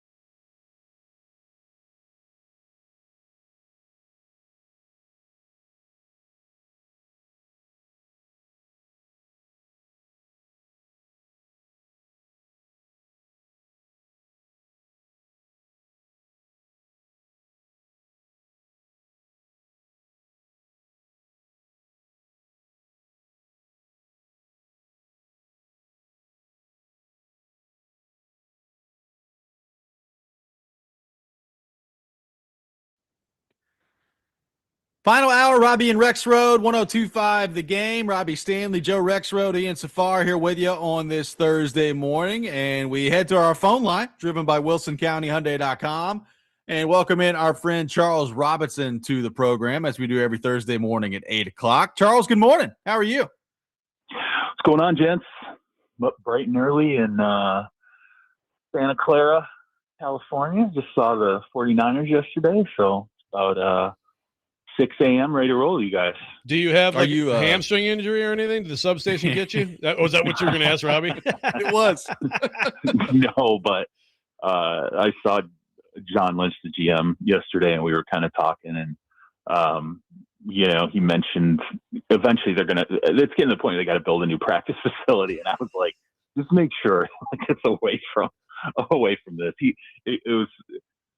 I don't want to get into too many particulars, but he said that because of how they move the media on the field, now the media can only shoot in one particular direction. And unfortunately for the team, the backdrop of the direction that the media is allowed to shoot is the substation. Nice. And so it's always looming. Yeah. He's like, well, you can hear people like in our building watching film and like cussing because the backdrop of the film is the substation when they're breaking down practice film. He's like, yeah, we got it. So we're looking forward to letting that one go eventually. It's turned into, I told Lynch, I'm like, this is almost turned into like the Madden curse. Like, it doesn't matter like anymore. It's just the thing that we're going to talk about forever. Yeah. Because it's just attached itself. So. Well, Charles, tell us where you've been and what's been going on with you. So I'm actually, that was my sixth camp stop. I went through Cardinals, Raiders, Rams, Chargers, Cowboys, and then 49ers. And actually, I have some news, and I will tell you about it this morning. I'm actually working with a couple of different places, working on some different projects. But this morning, I'm going to be launching a little bit after the show today. I've waited to do the show first. I'm going to be launching something called NFLBlueBook.com. And basically what it is it's about 6 years ago, I came up with an idea. I was meeting with an executive at the Combine, and he happened to bring a binder to dinner, and I asked him if I could see it. And, he allowed me to page through it. And it was interesting because it was like a breakdown of the other 31 personnel departments in the league, but they've done it on this super deep level where they looked at all the decisions ever made by those front offices. They looked at the type of players they would take. They looked at kind of like the different ideologies that each department had, the different sort of scouting systems they used, the sort of different language that they would use within their personnel department. And they kind of came up with what they thought was sort of a predictive model to understand how front offices went out and sought out players. And I was fascinated. Like, I was like, this is crazy. I looked at it and I thought in my mind, I was like, it's not really a draft guide. It's more of like a map of 31 other countries in this, world that they live in, and trying to predict the behavior of these 31 other countries and why they do what they do.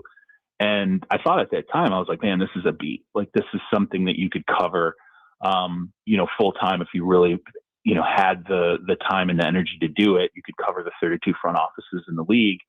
And it was at that time that I thought, I should put this on a back burner, like think about doing this at some point. But unfortunately, being at Yahoo at that time, it's just the time constraints, the amount of, effort and energy and just detail you'd have to pour into it. It was impossible to do both at the same time. So I just kind of thought I'll put it in the back burner. And at some point, down the line, if for whatever reason I have the opportunity to start, pouring some energy into this, maybe I will, take a look at it. So that's what I've decided to do since late May. I reached out to a number of people in front offices, like some team presidents. I talked to, probably half the GMs in the league at this point, and just said, is this a stupid idea? Like, what do you think of this? And instead it was the opposite.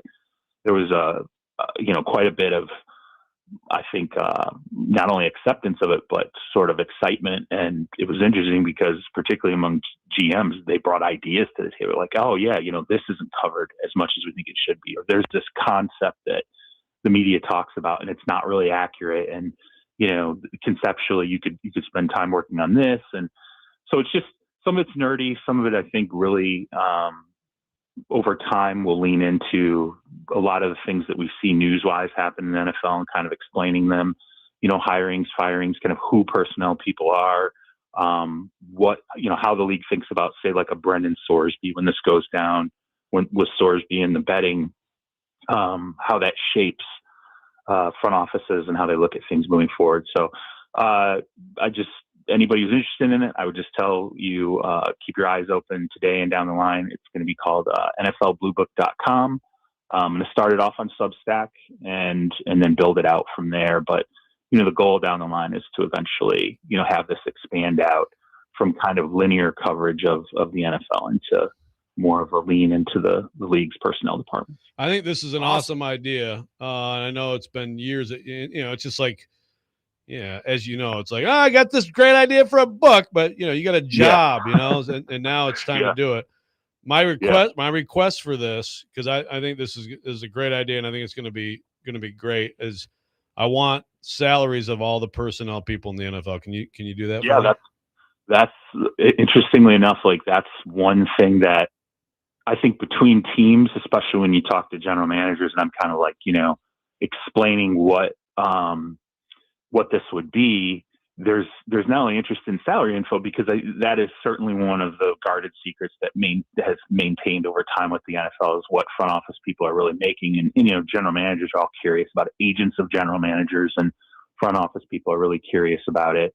But then also, like, how the dynamic of like who holds the power over the 53-man roster is so like I actually had one GM who said, I'm very curious how it works in New Orleans between Mickey Loomis and Jeff Ireland. Like, how does that dynamic work when it comes to the 53 and decisions that get made? And, others kind of mentioned like realistic flow charts of how like front offices are set up and who reports to who, how the decision flow works. It's funny that you bring that up, because that is one of the kind of nerdier details that I think not only the personnel people themselves aren't interested in, but also I think there's, ownership, agents. Someone else brought up a reality to me where it was a GM. He said, I get called, when teams go through these coaching searches, GM searches, I'll get called sometimes by search firms like Korn Ferry, and they'll say, can you give us a list? Like, give us a list of like your top 20 like GM candidates. And he laughed and he was like, I don't really have a list. He's like, it's not like coaches where we see the product out on the field constantly, and that helps us create these lists pretty easily. He said, there's an opaqueness to front offices where it's harder to create a list of who the best personnel people are in the league, because there's a lot of gatekeeping. There are a lot of personnel departments, or at least some, who don't want you to know who their best personnel people are. Well, real quick, and a bunch of people who want to take credit for stuff when it really wasn't you, too, right? Yep. Yeah. Yeah, or avoid responsibility. Or avoid blame, right?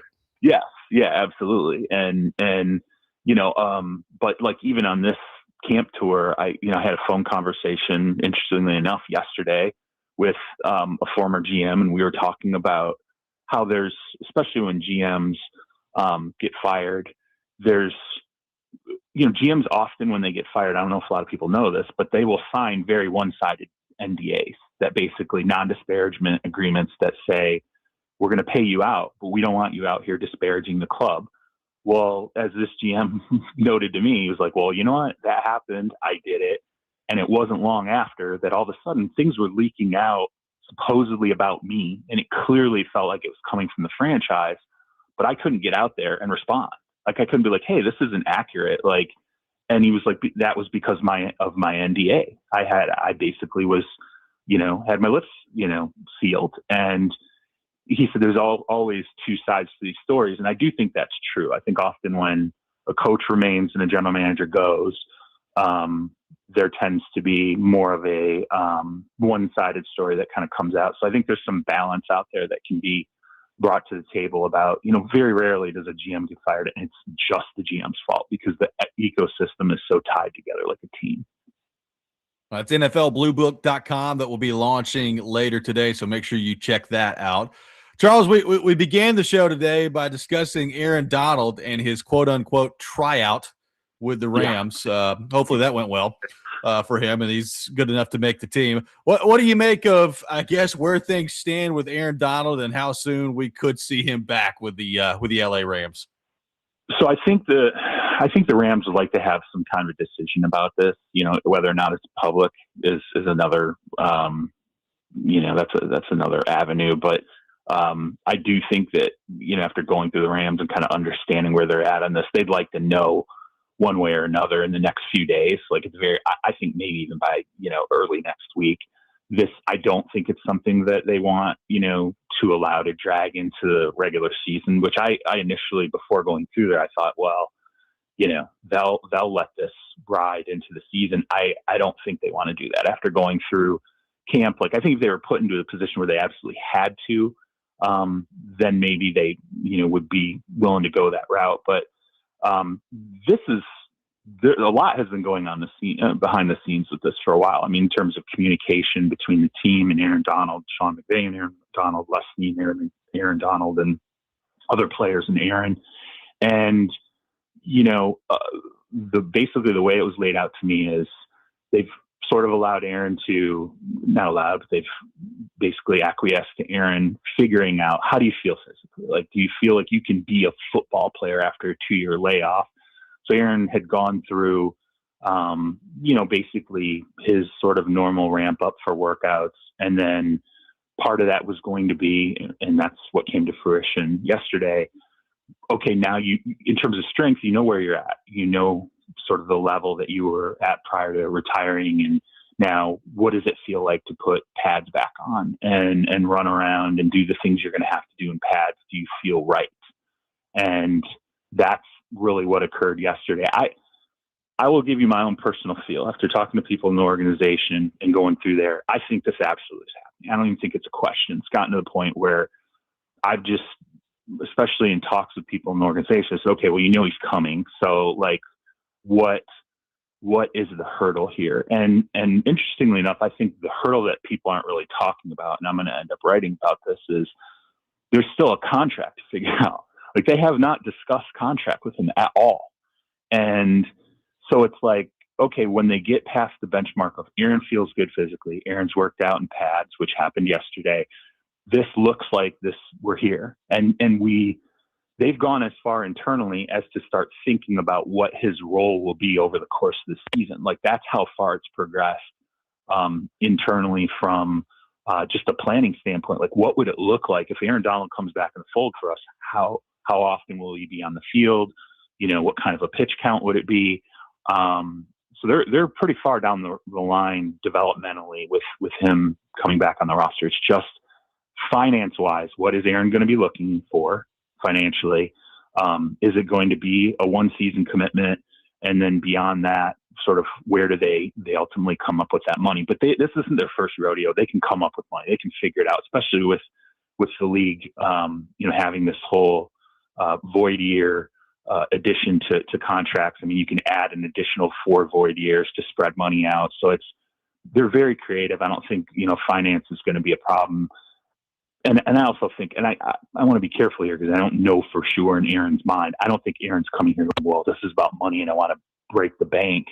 I don't think this is about money. I think this is about him still having the fire to play football. I don't even think it's necessarily about just coming out of retirement and winning a Super Bowl. I think he wants to play. And I really think he wants to play with Myles Garrett. Yeah, like, I mean, we were trying to go through, Charles. I know that you mentioned to us that apparently Myles is just destroying people. So, I mean, no surprise, but it's like almost like, oh my God, this guy in practice. I mean, we've gone like, through, we've gone through some of the great, like we were Reggie White, Jerome Brown. We talked about the Purple People Eaters, Paige and Eller. One that we didn't mention, like Merlin Olsen and Deacon Jones. There's Merlin inside, Deacon Jones outside with the Rams. Sapp and Simeon Rice. I mean, this could be as good as any of them, right? Potentially. I know it excites us that way. The only thing holding me back is when we would talk, and it's so funny because I was standing on the practice field and I was talking to somebody, in Rams management, and I said, what tandems do we really compare this to? Like I'm sitting there and I'm going through it in my mind, and this person said what I thought was a really poignant reality. Well, a lot of those tandems you're mentioning were people that stayed together in the game. It was like there was no break. Like, Donald is coming back after, if this happens, Donald's coming back after a 2-year layoff. And so we just have to be sure, like, let's wait, let's see, like, what is still there after 2-year layoff. In my mind, I'm thinking, well, this is Aaron Donald. Like 90% of Aaron Donald is probably better than most of the league. And, defensively. And so that to me is the player that gets added. I don't know that for sure though. Like we're finding out is, at one point I was talking to the Rams general manager Les Snead, and I said, this is the most talented team Sean McVay's ever had. Like you've ever had this. That's what it looks like to me. And Les said, that's a flip card statement. And I was like, what do you mean? And he was like, well, yeah, it's the best team on a flip card. He's like, who knows? He's like, we could have injuries. We could have a lot of, he goes, and I brought up Aaron Donald, potentially coming back. And he said, yeah, that's great. But again, it's on paper and you never know, what ultimately could come in. Aaron Donald could come in and suffer a soft tissue injury that lingers all year. Right. And then that kind of blows up where this could project going forward. Now, if that doesn't happen and it reaches our expectations, yeah, I think the tandem could be one of the best, inside outside defensive line tandems we've ever seen in history. And you mentioned, Joe, Sean McVay told me at one point, he's like, look, Myles Garrett's on a pitch count, so he's not practicing every single day. They're doing better in management with him, like a lot of teams do with their veterans at this stage. But in pads, out of pads, like he's averaging like on film what they're looking at, what would have been like 6 sacks a practice. And Sean's like he's ruining practices. Like it's hard to when he's in there and he's playing. He's definitely ruining some reps. So pretty consistently. So adding Aaron Donald to that, I think would be at the ceiling. If it reaches the ceiling, would be something I think we would watch that's historic if they both able to stay healthy. So Charles, earlier in the offseason, Max Crosby was traded to the Baltimore Ravens until he wasn't, and he was ended up back with the Raiders. And now we're on the verge of a season. You got Max Crosby back in Las Vegas. Where do we see that going from here after the trade that we thought was done ultimately wasn't, and now he's back in Las Vegas for another year, at least for now? Yeah, I know. It's interesting. Like when I went through the Raiders, and you get into sort of the Max Crosby, the storylines and the trade falling through and the commitment level that he has right now. It's like, well, he's showing up at 4 a.m. every day to the facility, and he stayed there the whole off season to rehab and everything. And John Spytek, the general manager, at one point when I was talking to him, he made a joke. He was like, I tried to beat him in for a couple of days, in the morning just to get in ahead of him. And he was like, I wasn't even close. So I just quit. He was like, I couldn't get in early enough, which is great. Those are all great storylines. And, Crosby's committed and, they've had practices with him, and it's, you talk to different people in the organization and there's sort of this funny running joke where it's like, how many people have met with Max prior to a practice saying, hey man, can you not blow up like the offensive reps today? Like we need to get Fernando some good reps. You need to get Kirk some good reps. Can you not, blow this up?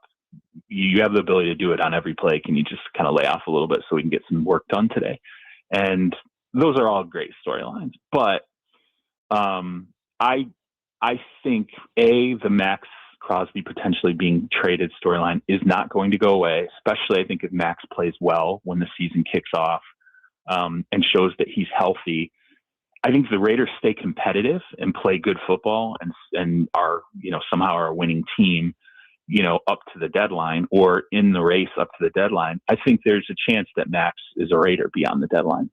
If not, I think the calculation starts to change a little bit. And it's like, I think we could revisit Max Crosby getting dealt as soon as he gets on the field and starts showing that he's really competitive and that same player he was when Baltimore acquired him and then backed out of it.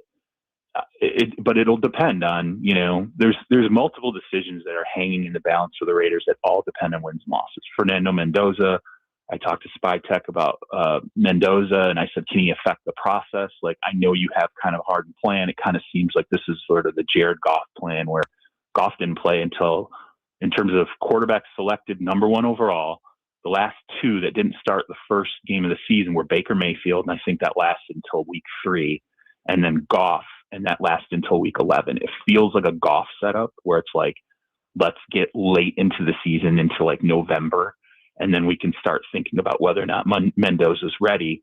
And Spytek was like, well, I don't know, we can't predict it because we need to know what the season outcome looks like. Like, what are the wins and losses, and where are we at as a team, and how much has Fernando kind of pushed to change what our plan is. Like, he can definitely affect it. He can get in there and be a starter, but he's going to have to push it, and then it's going to sort of have to see how the season unfurls with Kirk as the starting quarterback. So Fernando's in the balance as a starter. Mendoza's in the balance as, you know, a key veteran moving forward. But I wouldn't say anything's off the table with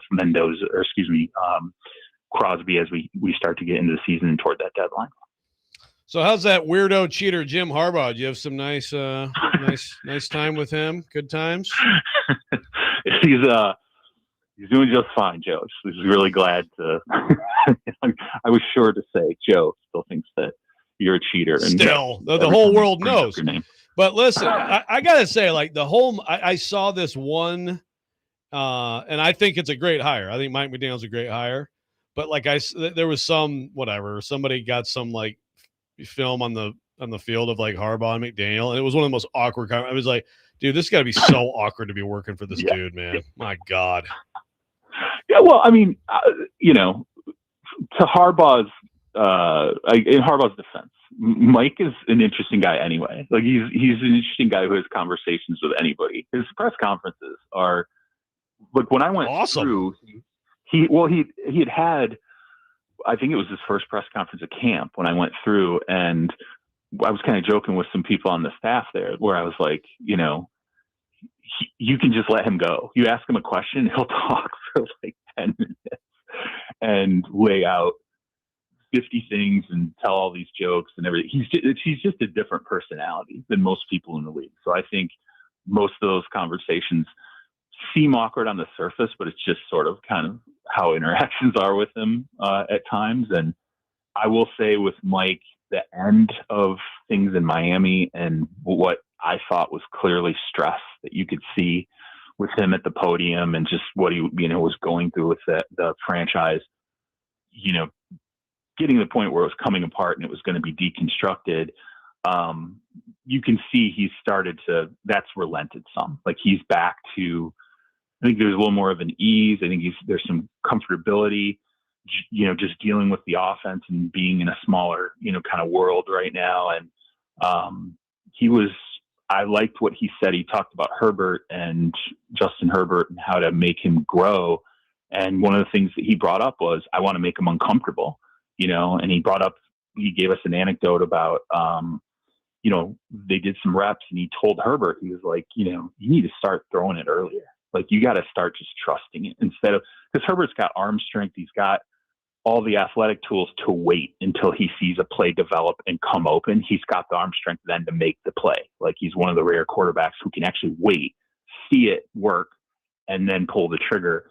And McDaniel told him, like, you can do that, but that's kind of a crutch. Don't do that. Like, let's push beyond that. Don't wait. Trust. Instead of waiting, trust. And Herbert it was like some route to McConkey, and he threw it early. And then he went to Mike and he said, I got to admit, like, I'm paraphrasing here, but he went to Mike and said, I got to admit, I was uncomfortable doing that. Like, it was hard to do it and trust it rather than wait and see it and then gun it. And I think that's growth. I think the more he makes Herbert feel uncomfortable with those situations and start to trust the offense and what it's going to be, and then trust the players that he has in front of him, the better Herbert's going to become. So I think Mike McDaniel is going to be really good for Herbert, and not that Jim Harbaugh wasn't, but I think just having that constant one-on-one, you know, attention from a guy like Mike McDaniel, which he can't with Harbaugh because Harbaugh's got to run the whole team. I do think that's going to pay off big time for the Chargers. So, Charles, in all seriousness, getting back to the substation, the Titans have a practice against the Niners next week. Are the Niners going to be able to participate in this joint practice next week? Like 20 dudes, right? Yeah. 20 dudes hurt? Yeah. Like, it was at one point when I was going down the list with John Lynch, and I was, you know, we were kind of talking about who they were feeling pretty positive about, taking steps or young guys that had flashed. I swear there was there had to be probably a 90-second exchange where Lynch was like, we feel really good about this guy. And, he got a little nicked up and we like this guy. He's got a little bit of a groin. I was like, yeah, this is like every guy's got a little something going on. Yeah, there's definitely I couldn't tell you right now for sure who will be on the field.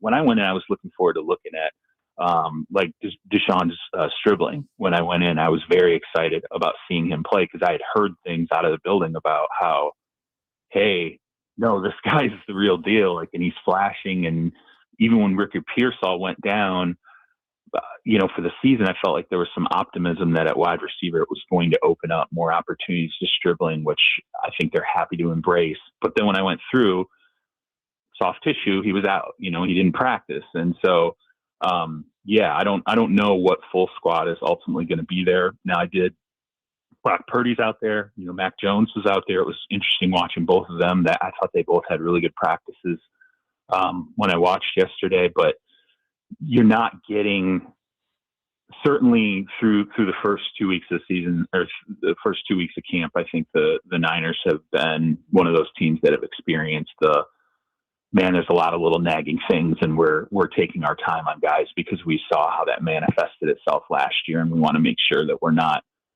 pushing things and we have a catastrophic injury at some point beyond what we're already dealing with Pearsall. So unfortunately for the Titans, I don't know that you're going to see a 100% full strength, 49ers team when joint tapped in. Yeah, it's like a split squad game in spring training. You get the team with like none of the good players. I mean, it's like almost like they should almost cancel the trip, I don't know if it'll be none of the good players. I mean, there's still some good guys, I guess. Yeah, well, I think there's a chance, Mike Evans will be back out there. And interestingly, Deebo Samuel, I was like, man, Deebo, where's he at right now? And I watched him yesterday. I'm like, no, he knows the offense. He knows the quarterback. And you can see, he's definitely going to have a chance to be more of a contributor than I think he might have been elsewhere, just because of the familiarity he has with Purdy and that offense and everything. So there'll certainly be enough players out there that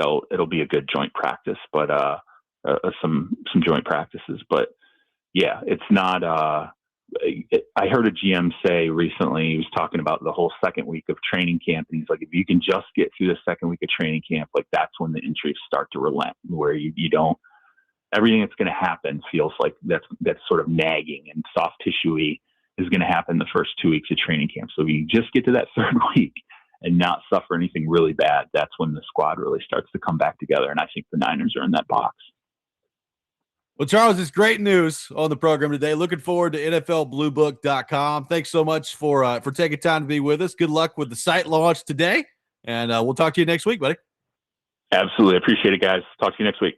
Charles. Absolutely. Charles Robinson with us every Thursday morning at 8 o'clock on the program. And again, NFLBlueBook.com launching later today, and that will be very, very fascinating. So make sure you check that out, NFLBlueBook.com. We'll react to what Charles had to say coming up next and get into apparently the latest controversy with Derrick Henry. Robby and Rexrode, 102.5 The Game.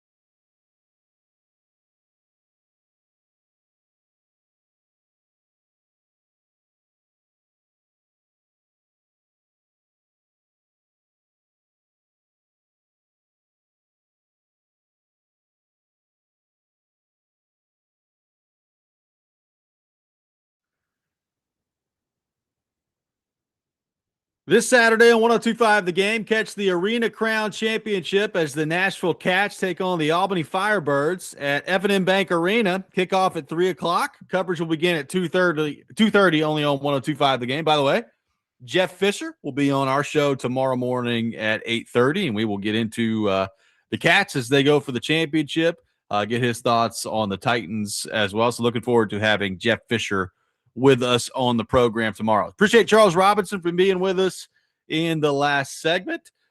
Joe, I'm excited about NFLBlueBook.com. I think that's going to be pretty awesome. And I know we've asked or people have asked us about like Charles and what's next, and looking forward to NFL Blue Book. Yeah, it's a great idea. And I mean, like you said, he's had the idea for a long time. I think that coverage of NFL front offices, trends, all that stuff, some of it's predictive, but a lot of it is just information. I think a lot of people would be interested. I mean, it's a great point too about, like you see people get these jobs, and generally it's they're number 2 or number 3 in a successful organization. Usually if a team's winning, then if a front office in particular has drafted extremely well or whatever the case, then you get that opportunity. John Robinson worked his way up through a lot of success with the Patriots, and ultimately then gets the opportunity here. I mean, so there's a rhyme or reason to it, but it is a lot. It is still, like he said, it's a lot hazier, because unless people want to tell you specific stories, for example, former Titans, long time, scout and personnel guy Blake Bedingfield has told some stories about how things went down behind closed doors. Those are fascinating stories, but a lot of people would like to have like to be attached to some credit when things are good, and like to be and distance themselves from blame. This is a website that to me has a chance to really cut through a lot of the BS and give you a lot more, detailed context and facts about what is going on in these front offices. And absolutely, like I think we were actually talking with Chase yesterday. I was like, think about like a spot track, but for front offices. I love the idea of, these salary. I mean, these are massive salaries, like just like we for the most part get like coaching, although it's not across the board, which is ridiculous. Of course, we know all the player salaries down to the cent. We should know these too, and what the market is and where it's going. Yep, I totally agree. So looking forward to that. NFLBlueBook.com launching later today. So Derrick Henry sparking some controversy with Kay Adams talking about his NFL future. This is what Derrick Henry had to say when asked about what that looks like with Kay Adams. Oh, sorry. And you're all good. So I'm reading this, Joe. So apparently Derrick Henry said that you've got, he's been in the Ravens for 2 years, and he said that he would like to finish his playing career with the Ravens. All right. So he's talking about finishing his playing career. I guess some people took that as, hey, when I'm done playing and I retire and I'm getting into the Hall of Fame, I'd like to go in as a Baltimore Raven. And Henry has since taken to social media and said, hey, guys, I never said anything about retiring. I said I'm enjoying being a Raven, and I'll worry about that retirement bleep later, is what Derrick Henry said. So apparently Henry causing some controversy with Titans fans about how he would like to retire. Yeah, because the word retire was used in the back and forth with Kay. And so that's where I think, some of the confusion came in, because he did say like retire here. So like, what does that mean exactly? And to me, even listening to it, it was just like, he doesn't want to go to another team. I mean, that's what he's talking about. But yeah, she also pointed out like, oh, this place, and then she started talking about Canton. And so I guess you can see where it kind of goes to that idea. Now, it is interesting. What if so there was some Titans Twitter that was like, I'm done. I'm out. Derrick, you're dead to me. And it's like, well, maybe. Yeah, I'm not sure that's exactly the best player in Titans history. Calm down. Yeah, it is really interesting on that one. Like, I think if he were to win a ring and played like a couple more years, 2-3 more years with them, and continues to produce at a high level and gets to these ridiculous milestones that he's so close to, it's interesting, man. Like if it comes down to because in Canton, I always get these mixed up with the different halls of fame. Sorry. In Canton, that it is a thing, is it not? Or is it baseball where you have to choose your uniform? Is it Canton that you just get the gold bus, and so that's you're not necessarily? I don't think you go in as a team or as a member of a team in Canton. You're not declare. You don't have to declare that. It's baseball that you do. Is that right? I believe that is correct, but football you definitely do not. Yeah. So whatever. I mean, so Derrick Henry. So, but everybody talks about that though. Retire as a Raven. Retire as a Steeler. Retire. You know what I mean? You know, so it's like fans want to know who do you represent? And the reality is that, I mean, Derrick Henry has only been there a short period of time, way more of his career here. All the greatest stuff was here, but there could be really good stuff ahead for him. Found a little bit of it if we want to play it, just to hear what he said. Yeah, go ahead. I look out here and I'm seeing these beautiful trees and this like lodge atmosphere. It looks like a nice place to retire. Looks like a nice place when you are ready to end. What other place would it be better to retire than a castle? I just want to hear that this is where you like saw you came and you saw this place and you go, this is where I see myself for the rest. So this is when I'm done playing, I wanted to be done playing here. So when I hang it up, yeah, Baltimore will be last place I want to be. Okay. Yeah, I mean that doesn't really strike me all that much. He actually even specifically said just last place. Then she goes, Canton, and then it was like kind of a joke, like, you don't think you're good enough for Canton. She's like, Canton's going to be knocking on your door. So maybe that's where people they conflated the ideas. But I mean, if people ask Derrick Henry, are you retiring as a Raven or a Titan? I mean, if I were him, I'd just be like, we're both. I mean, they're both important parts of my career. Like, that's what it is, man. Like some good players, Lord, at this rate, he may not retire until he's 40 years old. Yeah, exactly. Yeah, like some players have a great career somewhere, and then whatever. Joe Namath goes to the Niners, or some like end of career trying to, like, no one will ever think of, like Eddie George. No one who will ever think of him as a Cowboy. We didn't do anything there either, Right. So now, but when you do big things at multiple places, now I still think of very good quarterback Joe Montana as a Niner, and he had good years with the Chiefs. He got the Chiefs to the playoffs. It wasn't like Brady and Buck. Yeah, Brady. He won a freaking Super Bowl with them. I mean, no, you think of him as a Patriot, but at the same time, it was significant stuff with he's that Tampa Bay team. sports legend. Yeah, right. Like in that city, he's an all-time great, is he not? Yeah. He absolutely probably the all-time great. Right. So obviously they had Sapp and those and won it, but previously, but yeah. So I mean, if Derrick Henry helps the Ravens win a ring, certainly in that city, they will hold him in high regard.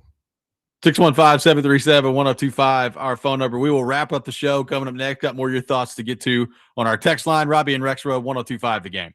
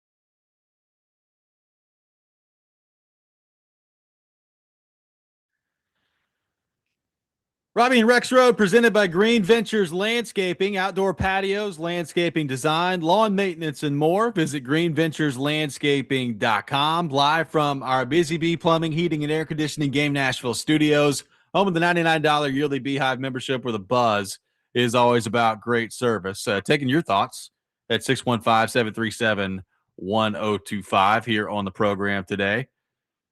We got another Vic Beasley mentioned on the text line that's come up today. That's two in one show.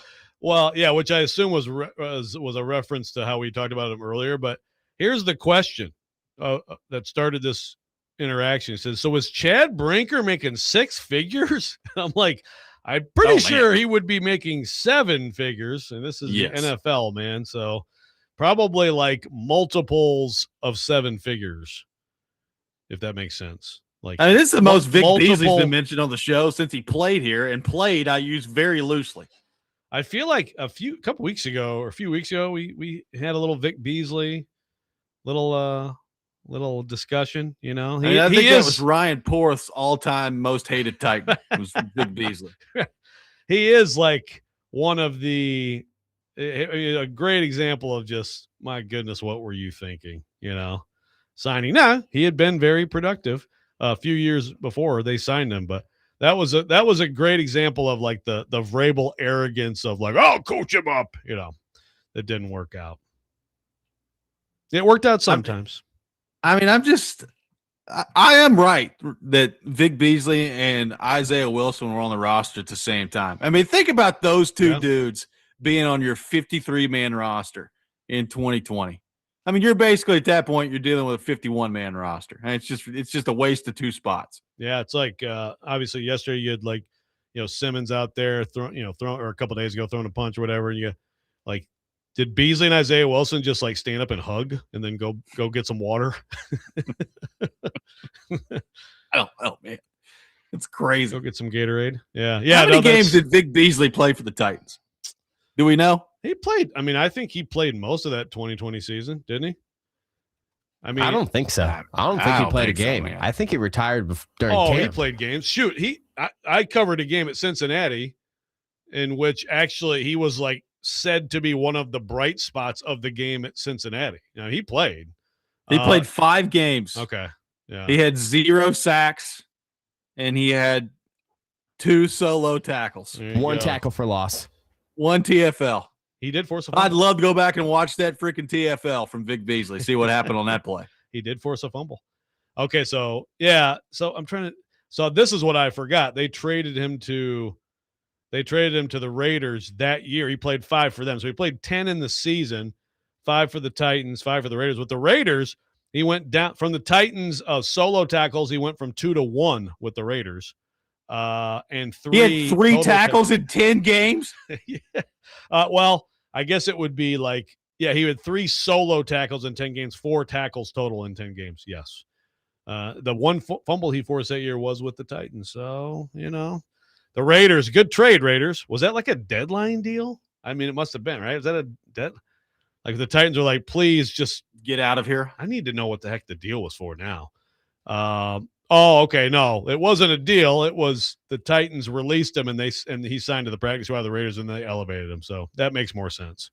Oh, he was waived. November 4th. He was waived November 4th. There you go. Oh, but I'm telling you, and I actually I remember actually like Mike Keith. I think talking with Mike Keith about this, like at practice, and it was like, and Coach Mack had gone through the film, the Bengals game. It was like, actually, you'd be surprised, but Vic Beasley was one of the bright spots of that game. I remember that. I remember that was a thing, that there was a game where it was like, and I was like, really?